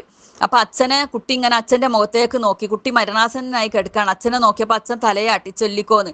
അങ്ങനെ പ്രവാചകൻ ലാ ഇലാഹ ഇല്ലല്ലാഹ് മുഹമ്മദ് റസൂലുള്ളാ എന്ന് ചൊല്ലിക്കൊടുത്ത് കുട്ടി അത് ചൊല്ലി മരണപ്പെട്ടു. മുസ്ലിമിന്റെ ആചാരപ്രകാരമാണ് കുട്ടിയുടെ മയ്യത്ത് മറവ് ചെയ്തത്. കുട്ടി മുസ്ലിം ആയിക്കൊണ്ട് മരണപ്പെട്ടു. അൽഹംദുലില്ലാഹി റബ്ബിൽ ആലമീൻ. കുട്ടിയെ മുസ്ലിമാക്കി മരിപ്പിച്ച അള്ളാഹുവിനാവുന്നു സർവ്വസ്തുതി. അപ്പൊ നിങ്ങൾ നോക്കി, ആ ബാല്യക്കാരനായ കുട്ടിയാന്ന് തോന്നുന്നു, 17 വയസ്സോ എന്തോ ഉള്ള കുട്ടി. ആ കുട്ടി ഷഹാദത്ത് ചൊല്ലി മരണപ്പെട്ടു. അപ്പൊ നമുക്ക് അതിൽ മാതൃകയുണ്ട് അല്ലെ? ആ മുസ്ലിമിന് നമുക്ക് മരണാസന്നായി കൊടുക്കുമ്പോൾ ചൊല്ലി കൊടുക്കാന്ന്. ഞാനൊരു അമുസ്ലിമായ ഒരു വൃദ്ധയായ സ്ത്രീക്ക് ചൊല്ലി കൊടുക്കാൻ വേണ്ടി ചോദിച്ചപ്പോൾ അവര് സമ്മതം തന്നു. കുടുംബങ്ങൾ സമ്മതം തന്നപ്പോൾ ഞാൻ അവർക്ക് ഷഹാദത്ത് ചൊല്ലിക്കൊടുത്ത്. അവരിങ്ങനെ അബോധാവസ്ഥയിൽ കിടക്കുകയാണ്. പക്ഷെ ഒരു ഉത്ബോധമുണ്ട്, ഇങ്ങനെ മൂളക്കമൊക്കെ കേൾക്കുന്നുണ്ട്. അപ്പൊ അവരുടെ മനസ്സിൽ തൗബ ചെയ്തോ എന്താന്ന് നമുക്ക് അറിയില്ല. പക്ഷെ നമ്മുടെ കടമ നമുക്ക് നിർവഹിക്കാലോ അല്ലെ? നമുക്ക് ചാൻസ് കിട്ടിയാൽ അതൊക്കെ ചെയ്യാം. അപ്പൊ അൽഹംദുലില്ലാ. അപ്പൊ നമ്മൾ രോഗാവസ്ഥയിൽ കാണാൻ പോകുമ്പോൾ ഇങ്ങനെയുള്ള കാര്യങ്ങളൊക്കെ നമ്മൾ ചെയ്യാം. കാരണം നരകശിക്ഷയിൽ നിന്ന് രക്ഷപ്പെടുത്ത സ്വർഗത്തിലേക്കുള്ള ആ യാത്ര എളുപ്പമാക്കുക അല്ലെ? അതാണ് നമ്മുടെ നഫ്സിനും നമ്മൾ മറ്റുള്ളവർക്കും വേണ്ടിയിട്ട് നമ്മൾ ഏറ്റവും ശ്രമിക്കേണ്ട കാര്യങ്ങൾ. പിന്നെ നിങ്ങൾ നോക്കി, നബി സല്ലല്ലാഹു അലൈഹി വസല്ലമ പ്രവാചകന്റെ ആ ഒരു ക്ഷമയും സ്വഭാവവും നോക്കിയാൽ നമുക്ക് എത്രമാത്രം മാതൃകയാണ്. നമ്മൾ അള്ളാഹിനോട് ചോദിച്ചു വാങ്ങണം അല്ലെ? ചോദിച്ചു വാങ്ങണം. കാരണം അള്ളാഹ്ക്ക് നമ്മൾ ചോദിക്കുന്നത് തരാൻ ഒരു പ്രയാസവും ഇല്ല. അള്ളാഹ്ക്ക് എല്ലാം കഴിയും. അപ്പൊ നമ്മൾ റസൂലിന്റെ ഉത്തമമായ സ്വഭാവ മാതൃക പിൻപറ്റാൻ നമ്മളും പ്രാർത്ഥിക്കണം. അവിടുത്തെ മാതൃക ഉഹുദ് യുദ്ധത്തിൽ നിങ്ങൾ ആലോചിച്ച് നോക്കി. ഉഹുദ് യുദ്ധത്തിൽ ചില അനിഷ്ട സംഭവങ്ങളൊക്കെ ഉണ്ടായില്ലേ? സ്വഹാബിമാരിൽ നിന്ന് ചില അനുസരണക്കേടുകൾ ഉണ്ടായി. കുറേ പ്രയാസങ്ങൾ ഉഹുദ് യുദ്ധത്തിൽ സഹിക്കേണ്ടി വന്നു. അന്നേരം റസൂലുള്ളാഹി സ്വല്ലല്ലാഹു അലൈഹി വസല്ലമ ഒരു ആക്ഷേപത്തിന്റെ വാക്ക് പോലും അവരോട് പറഞ്ഞില്ല അല്ലെ? അങ്ങനെ ഒരു നേതാവ് ഉണ്ടാവോ? നിങ്ങൾ ഇങ്ങനെ ചെയ്തോണ്ടല്ലേ ഇങ്ങനൊക്കെ വന്ന്, ഞാൻ പറഞ്ഞെടുത്ത് നിങ്ങൾ നിന്നിക്കണമെങ്കിൽ ഇങ്ങനൊക്കെ സംഭവിക്കുമോ? എന്തൊക്കെ പ്രയാസങ്ങൾ ഇപ്പൊ ഉണ്ടായി. അങ്ങനെ ഒരു വാക്ക് പോലും റസൂൽ അവരോട് പറഞ്ഞില്ല. നിങ്ങളൊന്ന് ആലോചിച്ച് നോക്കി റസൂലിന്റെ ആ സ്വഭാവം. എന്നിട്ട് സ്വഹാബിമാരപ്പൊ റസൂലിലേക്ക് കൂടുതൽ ആണ് ഉണ്ടായത്. ആ സമയത്താണ് ഈ ആയത്ത്, നീ ഒരു പരുഷ സ്വഭാവിയും കഠിന ഹൃദയനുമായിരുന്നെങ്കിൽ നിന്റെ ചുറ്റിൽ നിന്ന് ആളുകൾ പിരിഞ്ഞു പോകുമായിരുന്നു അല്ലെ? ഈ സ്വഹാബിമാരൊക്കെ പിരിഞ്ഞു പോവായിരുന്നു. അങ്ങനൊന്നും അവർ ചെയ്തില്ല. കൂടുതൽ റസൂലിലേക്ക് അടുക്കുകയും സ്നേഹിക്കുകയുമാണ് അവർ ചെയ്തത്. റസൂലിന്റെ ആ സൽസ്വഭാവം അല്ലെ? സൽസ്വഭാവത്തെക്കാളും പരലോകത്ത് കനം തൂങ്ങുന്ന മറ്റൊന്നില്ല എന്നാ പറഞ്ഞത് അല്ലെ? ഏറ്റവും വലുത് ലാ ഇലാഹ ഇല്ലല്ലാഹ്.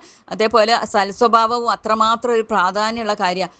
അപ്പൊ എന്നിട്ട് അള്ളാഹ് പറയാണ് ഈ ആയത്തില്, അള്ളാഹുവിന്റെ കാരുണ്യം കൊണ്ടാണ് താങ്കൾ അങ്ങനെ പെരുമാറുന്നത് അല്ലെ? ഇന്നക ലഅലാ ഖുൽഖിൻ അലീം. താങ്കൾ ഏറ്റവും മഹത്തായ സ്വഭാവത്തിന്മേലാണുള്ളത്. അള്ളാഹുവിന്റെ റസൂലിന് ഖുർആൻ സർട്ടിഫിക്കറ്റ് നൽകാണ്. അപ്പൊ നോക്കി റസൂലിന്റെ ഉത്തമ സ്വഭാവം. അതേപോലെ തന്നെ ഒരിക്കൽ റസൂല് ഒരു ജൂതന്റെ അടുക്കൽ നിന്ന് കടം വാങ്ങിയിട്ടുണ്ട്. അങ്ങനെ അവധി ആയപ്പോ ജൂതൻ വന്ന് ചോദിച്ച്, എന്നോട് കടം വാങ്ങിയ ദീനാറ് തിരിച്ചു തരണമെന്ന്.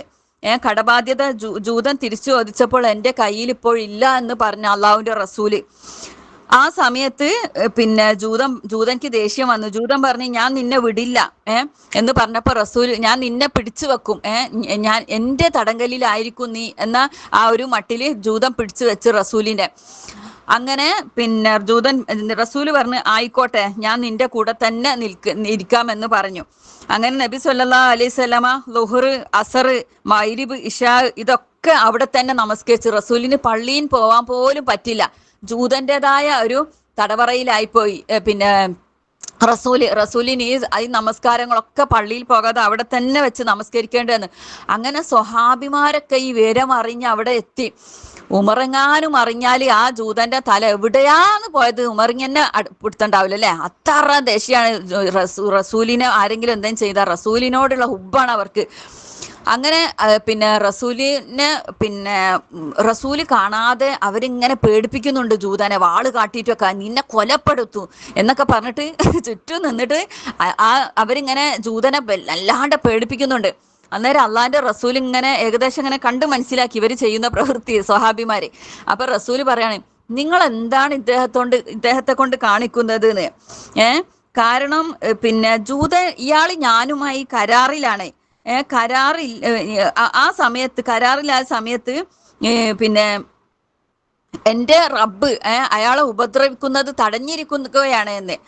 ഇനിയിപ്പോ കരാറിലല്ലെങ്കിലും തന്നെ അങ്ങനെ ഉപദ്രവിക്കുന്നത് റബ്ബ് കർശനമായി വിരോധിച്ച കാര്യമാണ് അല്ലെ. അപ്പൊ കരാറിലും കൂടെ ആയ സ്ഥിതിക്ക് അദ്ദേഹത്തെ നിങ്ങൾ ഉപദ്രവിക്കാൻ പാടില്ല, വാക്കുകൊണ്ട് പ്രവൃത്തി കൊണ്ടൊന്നും ഉപദ്രവിക്കാൻ പാടില്ല എന്ന് റസൂല് സ്വഹാബിമാർക്ക് നിർദ്ദേശം നൽകി. സുബ്ഹാനല്ലാഹ്. അപ്പോൾ ആ ജൂതൻ പറയാണ്, തൗറാത്തിൽ ജൂതന് ഷഹാദത്ത് ചെല്ലി. സുബ്ഹാനല്ലാഹ്, ജൂതൻ ഷഹാദത്ത് ചെല്ലി. എന്നിട്ട് ജൂതൻ പറയാണ്, പിന്നെ തൗറാത്തിൽ പറഞ്ഞ എല്ലാ സ്വഭാവങ്ങളിൽ നിങ്ങളിൽ ഉണ്ടോ എന്ന് നോക്കാനാണ് ഞാൻ ഈ പ്രവൃത്തി ചെയ്തത്. എൻ്റെ അടുക്ക ഒരുപാട് ദീനാറുണ്ട്, എനിക്ക് ദീനാറില്ലാഞ്ഞിട്ടല്ല, പക്ഷെ തൗറാത്തിൽ പറഞ്ഞ ഈ സ്വഭാവ ഗുണങ്ങളൊക്കെയും അങ്ങയിൽ ഉണ്ടെങ്കിൽ എനിക്ക് പിന്നെ എനിക്ക് അങ്ങിൽ വിശ്വസിക്കാൻ വേണ്ടിയാണ് ഞാൻ ചെയ്തതിൽ താങ്കൾ ക്ഷമിക്കണം എന്ന് പറഞ്ഞുകൊണ്ട് പിന്നെ അദ്ദേഹം ഈ ജൂതന് ഷഹാദത്ത് കലിമ ചെല്ലുകയാണ്. അപ്പൊ നോക്കി, റസൂലിന്റെ ഉത്തമമായ സ്വഭാവ മാതൃക എത്രയോ ആളുകളെ മുസ്ലിമിലേക്ക് ആകർഷിപ്പിക്കുന്നു അല്ലെ. പിന്നെ വേറൊരു സംഭവം നോക്കൂ, പിന്നെ റസൂലിനോട് പറയുന്നതും തന്നെ അല്ലെ സൗമ്യമായ, എല്ലാ നബിമാരും അങ്ങനെ ആയിരുന്നു അല്ലെ. മൂസാ നബി അലൈഹി സ്വലാമിനൊക്കെ അങ്ങനെയാണ് പറഞ്ഞയക്കുന്നത് ഫിറഔന്റെ അടുക്കലേക്ക്, സൗമ്യമായ പെരുമാറ്റത്തിലൂടെ നിങ്ങൾ ദീനിലേക്ക് ക്ഷണിക്കണമെന്ന് അല്ലെ. സൗമ്യമായ വാക്കും പെരുമാറ്റവും ലയ്യൻ അല്ലെ, അതാണ് പറഞ്ഞത് ഖുർആന്. അപ്പോൾ പിന്നെ റസൂലിനോട് ഭയങ്കരം ഒരു കഠിനമായ ഒരു ശത്രുതയുള്ള ഒരാളായിരുന്നു ഫുലാലത്ത്. ആ ഫുലാലത്ത് ഒരിക്കൽ മക്കൻ ഫത്ഹ് വിജയമുണ്ടായപ്പോൾ റസൂലിന്റെ ചുറ്റും പിന്നെ 10,000-കണക്കിന് സ്വഹാബിമാരുടെ അകമ്പടിയോടെ റസൂല് വിജയിച്ച് മക്കം ഫത്ഹ്. ആ സമയത്ത് ഫുലാലത്ത് എന്ന ഒരാൾക്ക് മാത്രം കുറെ ആളുകൾ അവിടെ വിട്ട് ഓടി. കാരണം റസൂലിന് എന്തെങ്കിലും ചെയ്താൽ സ്വഹാബത്ത് ഭയങ്കരമായിട്ട് അരിഞ്ഞു നുറുക്കും അല്ലെ, അവർക്കറിയാം. അങ്ങനെ പിന്നെ ഫുലാലത്ത് എന്ന ആൾക്ക് കോപം അടക്കാനായില്ല. അയാൾ എന്താ ചെയ്തത്? ആർക്കാണ് കോപം അടക്കാനാവാത്തത്? ഫുലാലത്തിന് ഭയങ്കരം കോപം. ഫുലാലത്തിന് അറിയാം അപ്പൊ മുഹമ്മദിന് എന്തെങ്കിലും ഒന്ന് ചെയ്താൽ സ്വഹാബത്ത് മുഴുവൻ വെട്ടി നുറക്കുമെന്ന് ഫുലാലത്തിന് അറിയാം. പക്ഷെ അയാളുടെ കോപം അടങ്ങുന്നില്ല. അയാൾ വിചാരിച്ച് എന്റെ ജീവൻ പോയാലും വേണ്ടിയിട്ടില്ല, മുഹമ്മദിനെ കൊലപ്പെടുത്തണം എന്ന നിശ്ചയദാർഢ്യത്തോടെ അയാൾ എന്താ ചെയ്തത്? റസൂലും സ്വഹാബിമാരൊക്കെ പിന്നെ ഈ കഅബ തവാഫ് ചെയ്യാണ്. ആ സമയത്ത് ഈ ഫുലാലത്ത് ഒരു ഫുർദ പോലെ വലിയൊരു അങ്ങനെയുള്ള അറബികൾ ധരിക്കുന്ന വലിയ വസ്ത്രം, ആ വസ്ത്രം ധരിച്ചിട്ട് വാള് അതിൽ തിരികെ വെച്ചത് ആരും കണ്ടിട്ടില്ല. അങ്ങനെ നബിയുടെ തൊട്ടടുത്തു കൂടെ പിന്നെ അയാൾ ഇങ്ങനെ തവാഫ് ചെയ്യാണ്, നബിയെ ഒറ്റയടിക്ക് അരിഞ്ഞു വീഴ്ത്താൻ വേണ്ടിയിട്ട്. ആ സമയത്ത് പിന്നെ റസൂലുള്ളാഹി സ്വല്ലല്ലാഹു അലൈഹി വസല്ലം സ്വഹാബത്ത് ആരും അറിഞ്ഞില്ല. ഒരു കൊലയാളിയായി നിൽക്കുന്ന ഒരു മനുഷ്യന് റസൂലിന്റെ അടുക്കലേക്ക് കൂടെ അരികിലൂടെ പോകുന്നത് സ്വഹാബത്ത് ആരും അറിഞ്ഞില്ല. പക്ഷെ അള്ളാഹുവിന്റെ റസൂലിന് അള്ളാഹു വഹി അവതരിപ്പിച്ചു. അങ്ങനെ റസൂല് പിന്നെ അവിടെ നിന്നിട്ട് പറഞ്ഞു, എന്താ ഫുലാലത്തെ നിന്റെ മനസ്സ് വല്ലാതെ പിറുപിറുക്കുന്നത്? ഫുലാലത്ത് പറഞ്ഞു, ഞാൻ ദിക്റ് ചെല്ലാണ്, ഞാൻ ദിക്റും തസ്ബീഹൊക്കെ ആയിട്ട് അങ്ങനെ നടക്കാണ് റസൂലെ. അന്നേരം റസൂല് ഫുലാലത്തിന്റെ ആ ഹൃദയത്തിൽ പക കൊണ്ട് വിറക്കുന്ന ആ കൽബിൽ ഹൃദയത്തിൽ കൈവച്ചിട്ട് പ്രാർത്ഥിച്ച് അള്ളാഹുവിന്റെ റസൂല് ആ പക കൊണ്ട് വിറക്കുന്ന ആ കൽബിൽ റസൂല് കൈവച്ച് പ്രാർത്ഥിച്ച് റസൂല് കൈയെടുത്തപ്പോൾ ആ പകയെല്ലാം അടങ്ങി. എനിക്ക് പിന്നെ ഭൂമിയിൽ ഏറ്റവും ദേഷ്യമുള്ള ആള് മുഹമ്മദ് ആയിരുന്നു, എന്നാൽ ഏറ്റവും ഭൂമിയിൽ എനിക്കിപ്പോ ഇഷ്ടമുള്ള ആള് മുഹമ്മദ് ആണെന്ന് പ്രഖ്യാപിച്ച് ഷഹാദത്ത് ചൊല്ലി ഫുലാലത്ത്. നോക്കി നിങ്ങൾ റസൂലിൻ്റെതായ ആ സ്വഭാവം അല്ലെ. അപ്പൊ നമ്മൾ ചിന്തിക്കാം, നമ്മോടൊപ്പം ആരെങ്കിലും ചേർന്ന് നിൽക്കോ, നമ്മുടെ സ്വഭാവം കൊണ്ട് ആരെങ്കിലും മാറോ നമ്മൾ ചിന്തിക്കുക അല്ലെ. നമ്മൾ പ്രാർത്ഥിക്കുക, ഇതൊക്കെ കേട്ട അതേ സ്പോട്ടിൽ നമ്മൾ പ്രാർത്ഥിക്കുക, റസൂലിന്റെ ഉത്തമമായ മാതൃക പിൻപറ്റാൻ നമുക്കും ഭാഗ്യം നൽകണം. നമ്മുടെ കുടുംബത്തിലില്ലേ, നമ്മുടെ കുടുംബത്തിൽ എത്ര നമ്മൾ സൽസ്വഭാവം കാണിക്കുന്നു അതിനനുസരിച്ച് അവർ നമ്മളോട് അടുക്കും. കുടുംബങ്ങളിലുള്ളവര്, അതേപോലെ മാതാപിതാക്കള്, കുട്ടികളൊക്കെ അല്ലെ, പിഞ്ചു കുട്ടികളൊക്കെ. ഇന്നത്തെ കുട്ടികൾ പ്രത്യേകിച്ചും അവരോട് നല്ല സ്വഭാവത്തിൽ നിന്നാലേ അവരിങ്ങോട്ട് നന്നാവുള്ളൂ. അവരോട് നമ്മൾ ചീത്ത പറയുകയൊക്കെ ചെയ്യുമ്പോൾ അവരും ഇർട്ടി അങ്ങനെ ആവാന്നല്ലാതെ ഇപ്പോഴത്തെ കുട്ടികൾ അങ്ങനെ ഒരു സ്വഭാവ പ്രകൃതാണ്. സുബ്ഹാനല്ലാഹ്, റസൂലിന്റെ സ്വഭാവം എത്രമാത്രം ഉത്തമ മാതൃകയാണ്. അതേപോലെ തന്നെ ഈ സൽസ്വഭാവം കൊണ്ട് ഈ ഇസ്ലാമിനെ സ്വീകരിച്ച എത്ര ആളുകള്. അതിലൊരാളാണ് മുഹമ്മദ് മർമഡ്യൂക്ക് പിക്താൾ എന്നയാള്. അയാള് ക്രിസ്തീയ പുരോഹിത കുടുംബത്തിലാണ് ജനിച്ചത്. ബ്രിട്ടീഷ് ഗവൺമെന്റിന്റെ കീഴിൽ ജീവനക്കാരനായി അയാൾ ജോലി ചെയ്യാണ്. ആ സമയത്ത് അയാൾ ഒരു സ്ഥലത്ത് പിന്നെ അയാള് താമസിക്കുകയാണ്. അയാളെ താമസ സ്ഥലത്ത് താമസിക്കുമ്പോൾ അതിന്റെ മുന്നിലായിട്ട് ഒരു ചെറുപ്പക്കാരനെ, ആ ചെറുപ്പക്കാരനെ ഒരു വൃദ്ധം വന്നിട്ട് കുറെ ചീത്ത പറഞ്ഞ അയാളെ ആ താമസ സ്ഥലത്തൊന്നും അയാൾ ഇങ്ങനെ കാണാണ്. ആ ചെറുപ്പക്കാരനെ വൃദ്ധം വന്ന് കുറെ ചീത്ത പറഞ്ഞ് ശകാരിച്ച് അടിക്കുകയും ചെയ്ത്. എന്നിട്ട് ആ ചെറുപ്പക്കാരന് നല്ല ക്ഷമയുള്ളവനായിട്ട് നിൽക്കുക മാത്രമാണ് ചെയ്തത്. അന്നേരം വൃദ്ധം പോയപ്പോ ഈ പിക്താൾ അയാളോട് ചെറുപ്പക്കാരനെ പോയി ചോദിച്ചു, എന്താണ് ആ വൃദ്ധം വന്നിട്ട് കുറെ ചീത്ത പറഞ്ഞല്ലോ? അത് ഞാൻ അദ്ദേഹത്തിന് ആ വൃദ്ധന് ഞാൻ പണം കൊടുക്കാനുണ്ട്, അവധി എത്തിയിട്ടും എനിക്കത് കൊടുക്കാൻ സാധിച്ചിട്ടില്ല, അതുകൊണ്ടാണ് വൃദ്ധൻ ഇങ്ങനെ ദേഷ്യം പിടിച്ച് പറഞ്ഞത്. എന്നാലും വൃദ്ധനെ നിങ്ങൾ അടിച്ചപ്പോ അങ്ങോട്ട് തിരിച്ചടിച്ചുകൂടെയിരുന്നോ? അയാൾ അങ്ങോട്ട് പറന്നു പോവല്ല, അത്രയും ആരോഗ്യമില്ലാത്തൊരു വൃദ്ധനല്ലായിരുന്നു അത് എന്ന് ചോദിച്ചപ്പോ പറഞ്ഞ്, ഞാൻ അദ്ദേഹത്തെ അടിക്കുകയാ, അദ്ദേഹത്തിന് ആ അവധി വന്നിട്ട് പണം കൊടുക്കാത്തതിന്റെ പേരിലേ ഞാൻ കുറ്റക്കാരനാണ്. പിന്നെ എന്നെക്കാളും പ്രായമുള്ള ആ വൃദ്ധനെ അടിച്ചിട്ട് അതിന്റെ അവധി വന്നാ പണം കൊടുക്കണമെന്ന് മുഹമ്മദ് നബി സ്വല്ലല്ലാഹു അലൈഹി വസല്ലമ നമ്മളെ പഠിപ്പിച്ചിട്ടുണ്ട്, എന്റെ പ്രവാചകന്. ആ പ്രവാചകൻ ഇങ്ങനെ പഠിപ്പിച്ചിരിക്കെ പിന്നെ എന്നെക്കാളും പ്രായമുള്ള ഈ വൃദ്ധനെ ഞാൻ അടിക്കുകയോട് ചെയ്തിട്ട് ഞാൻ ശിക്ഷ ഏറ്റുവാങ്ങാനാണോ ഞാൻ ഇങ്ങനെ ചെയ്യുന്നത് വെച്ച് അദ്ദേഹം അങ്ങനെ കടന്നുപോയി ആ യുവാവ്. പിന്നെ ഇയാളെ ഹൃദയത്തിൽ അത് വല്ലാതെ സ്വാധീനിച്ച് ഈ സംഭവം. ഇത്രയും 1400 കൊല്ലം മുന്നേ ജീവിച്ച മുഹമ്മദ് എന്ന പ്രവാചകൻ പഠിപ്പിച്ച ഒരു ആശയം കൊണ്ടാണല്ലോ ഇത്രയും ഒരു ക്ഷമ ഈ യുവാവിന് കിട്ടിയത്. എന്താണ് എനിക്ക് അദ്ദേഹം പഠിപ്പിച്ചത് എന്നിങ്ങനെ ഇസ്ലാമിനെ കുറിച്ച് ആഴത്തിൽ പഠിച്ച് ആ പഠനം ഖുർആനിലേക്ക് എത്തി. ഖുർആനിനെ നന്നായി പഠിച്ച് അയാൾ എന്തു ചെയ്തു? ഷഹാദത്ത് ചൊല്ലി അല്ലെ. അങ്ങനെ ഇംഗ്ലീഷിൽ ഖുർആൻ ആദ്യമായി തർജ്ജമ ചെയ്തത് ആരാണ്? പിന്നീട് അയാളെ പേരെന്തായി? മുഹമ്മദ് മർഡ്യൂക്ക് പിക്താൾ എന്നായി അയാളുടെ പേര്. ഇസ്ലാം സ്വീകരിച്ചതിന് ശേഷം എന്തായി അയാളുടെ പേര്? മർഡ്യൂക്ക് പിക്താള്. അദ്ദേഹമാണ് ഇംഗ്ലീഷിൽ, അത് നല്ല ലളിതമായ ഭാഷയിലാണ് അദ്ദേഹം പരിഭാഷപ്പെടുത്തിയത്. ആ പരിഭാഷ വായിച്ചിട്ട് ഇന്നും എത്രയോ ആളുകൾ ഇസ്ലാമിലേക്ക് കടന്നു വരാണ്. സുബ്ഹാനല്ലാഹ്. അപ്പം അങ്ങനെ പിന്നെ ഇസ്ലാമിലേക്ക് സ്വഭാവ ശുദ്ധീകരണം കണ്ടിട്ട് വന്ന എത്രയോ മഹാന്മാരുണ്ട്. കച്ചവട പിന്നെ ഈ എന്താണ് സാമ്പത്തിക കാര്യത്തിലെ സൂക്ഷ്മത കണ്ടിട്ട് അല്ലെ.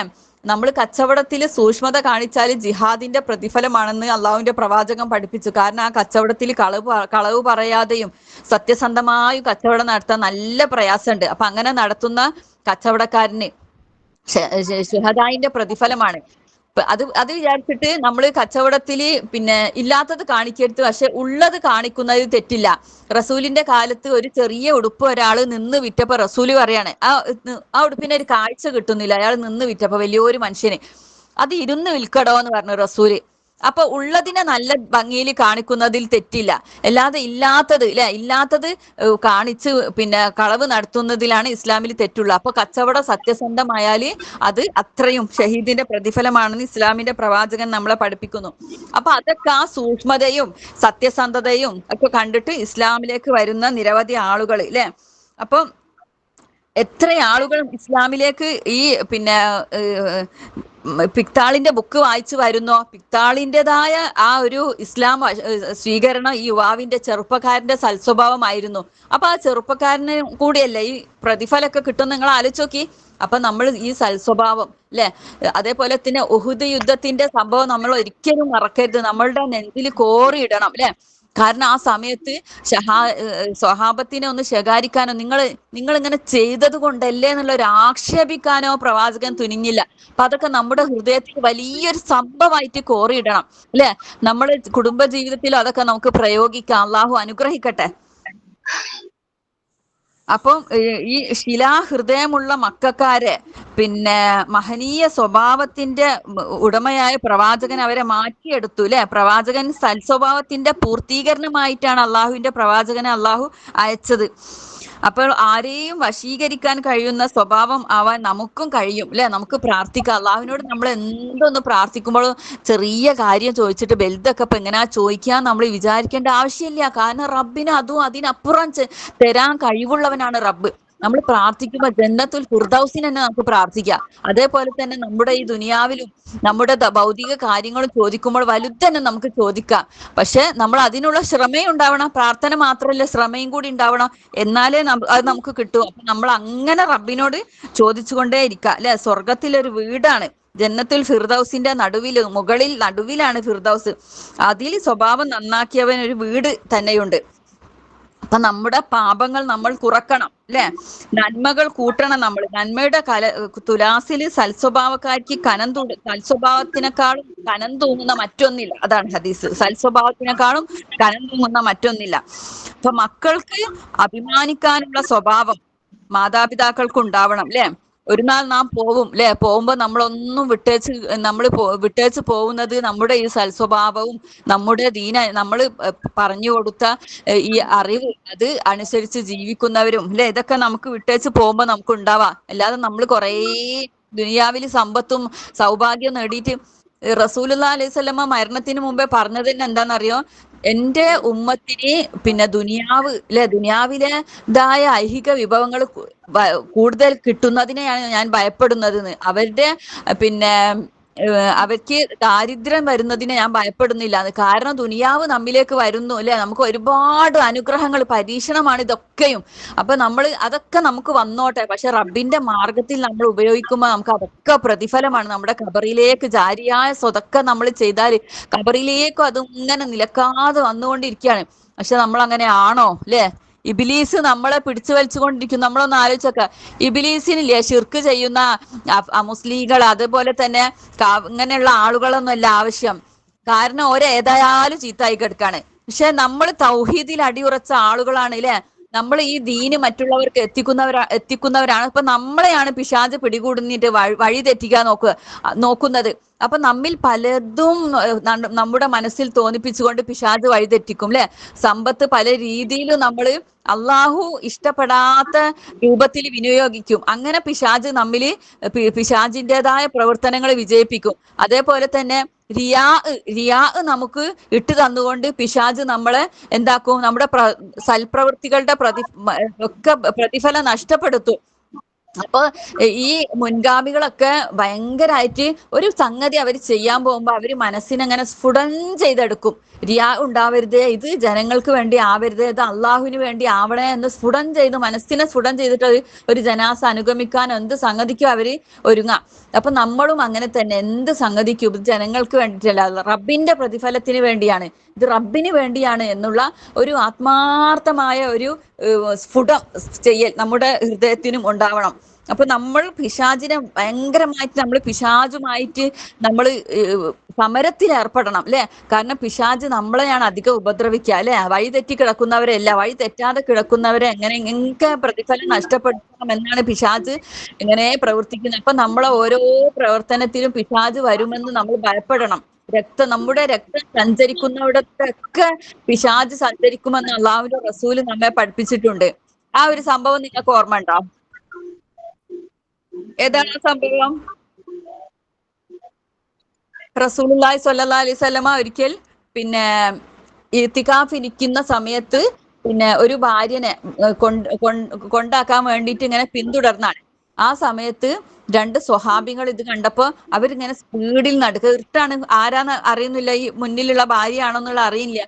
അങ്ങനെ സ്പീഡിൽ നടന്നപ്പോ റസൂല് പറയാണ്, അവിടെ നിൽക്കൂ, നിങ്ങൾ എങ്ങോട്ടാണ് ഈ തിരക്കിട്ട് പോകുന്നത്? പിന്നെ ഇതിന്റെ ഭാര്യ മൈമൂനയാണ് കേട്ടോ എന്ന് പറയാണ്. അപ്പൊ സ്വഹാബിമാര് പറയാം, സുബ്ഹാനല്ലാഹ്, അങ്ങയെ കുറിച്ച് ഞങ്ങൾ അങ്ങനെ അല്ലാതെ വിചാരിക്കുമെന്ന്.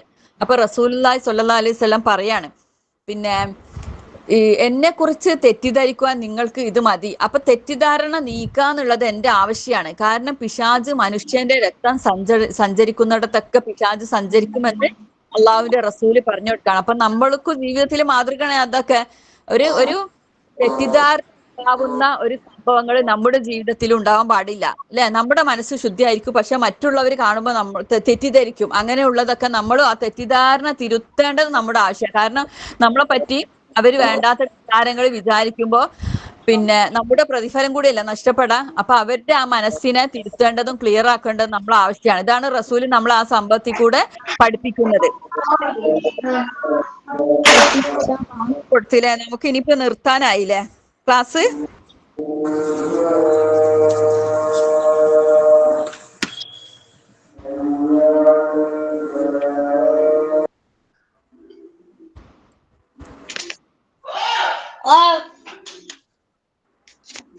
ടീച്ചറെ ഒന്ന് ചോദിച്ചോട്ടെ, നൈസലായ സ്വലമ മരിക്കുന്നതിന് മുമ്പ് ആലിമ്രാന്റെ എത്രാമത്തെ ആയത്തേന് ഓതിയേ? 144 ആയത്ത്. ഓക്കെ. ഫസാന ടീച്ചർ നിങ്ങളുടെ അടുത്ത് ബാങ്ക് കൊടുക്കുന്നുണ്ടെങ്കിൽ നിർത്തിക്കോ, അല്ലെങ്കിൽ നിങ്ങൾ ക്ലാസ് എടുത്തോട്ടോ. കൊടുത്ത് തീരാനായി, ഇവിടുത്തെ ബാങ്ക് തീരാനായി.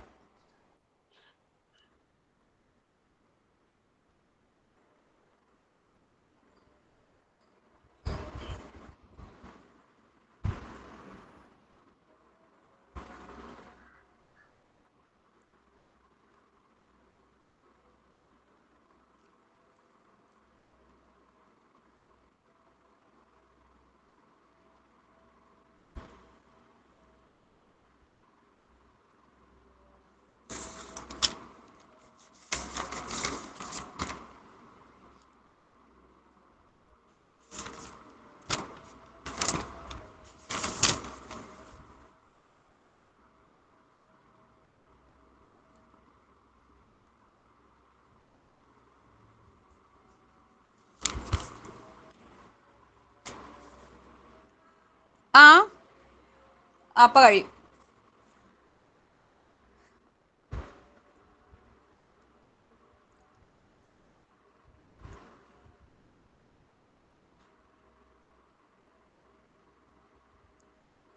കഴിഞ്ഞു.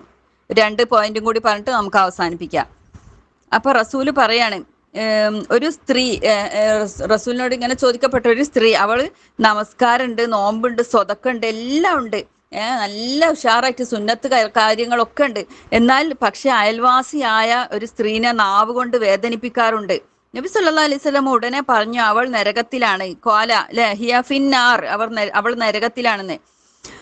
അങ്ങനെ പിന്നെ നബി സല്ലല്ലാഹു അലൈഹി വസല്ലമ വേറൊരു സ്ത്രീയെ കുറിച്ചിട്ടും പറയുന്നു, ഇവള് കുറച്ചേ ഉള്ളൂ, ഫർളായിട്ടുള്ള കാര്യങ്ങളൊക്കെ ഉണ്ട്, നമസ്കാരമുണ്ട്, നോമ്പുണ്ട്, ദാനധർമ്മങ്ങളുണ്ട്, എല്ലാം ഉണ്ട്, ഒക്കെ കുറച്ചേ ഉള്ളൂ, ഫർളായിട്ടുള്ളതൊക്കെ ചെയ്യും. പക്ഷെ അവളുടെ നാവ് കൊണ്ട് ആരെയും അവൾ വേദനിപ്പിക്കില്ല.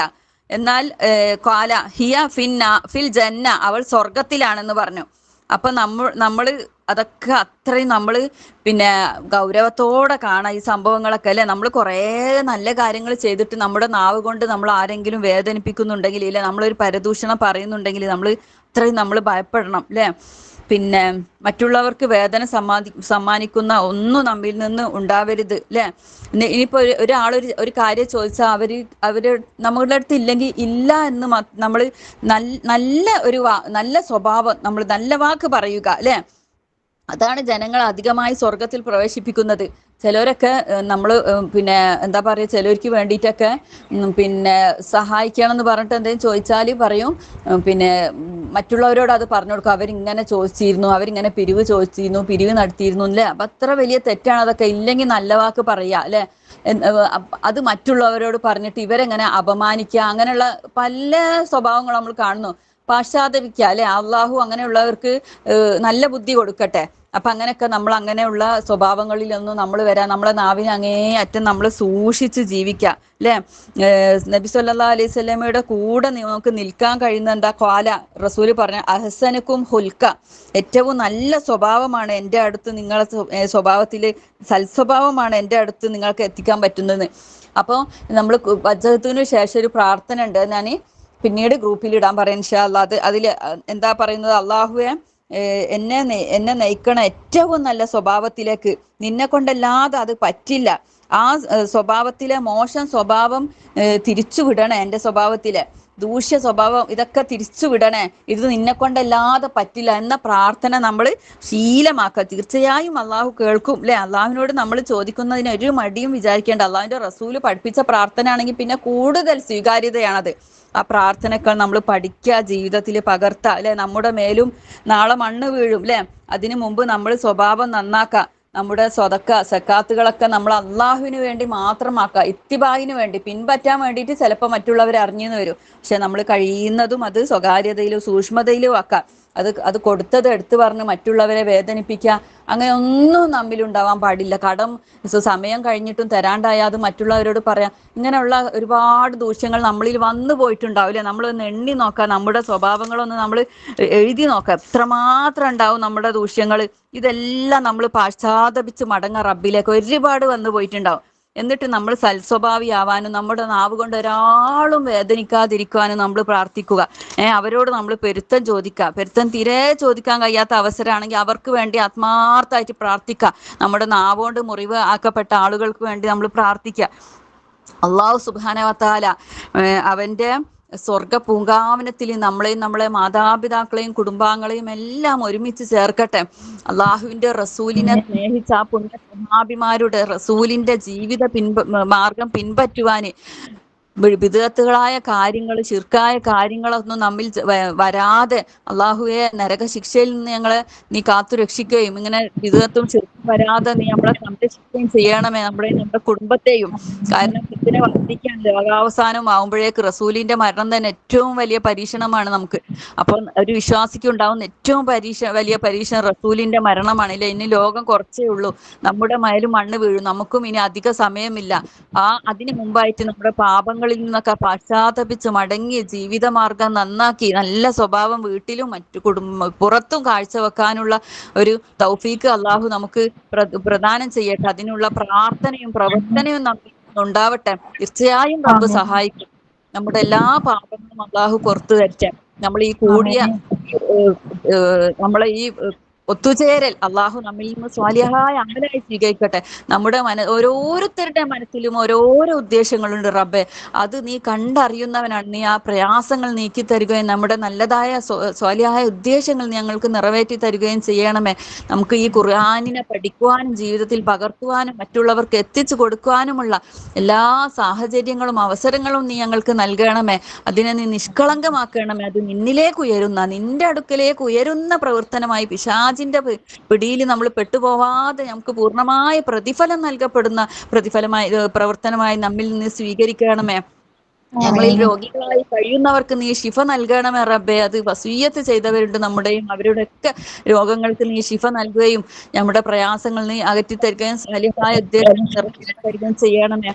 ربنا تقبل منا إنك أنت السميع العليم وتب علينا إنك أنت التواب الرحيم. اللهم صل على محمد وعلى آل محمد وعلى آله وصحبه أجمعين. السلام عليكم ورحمة الله.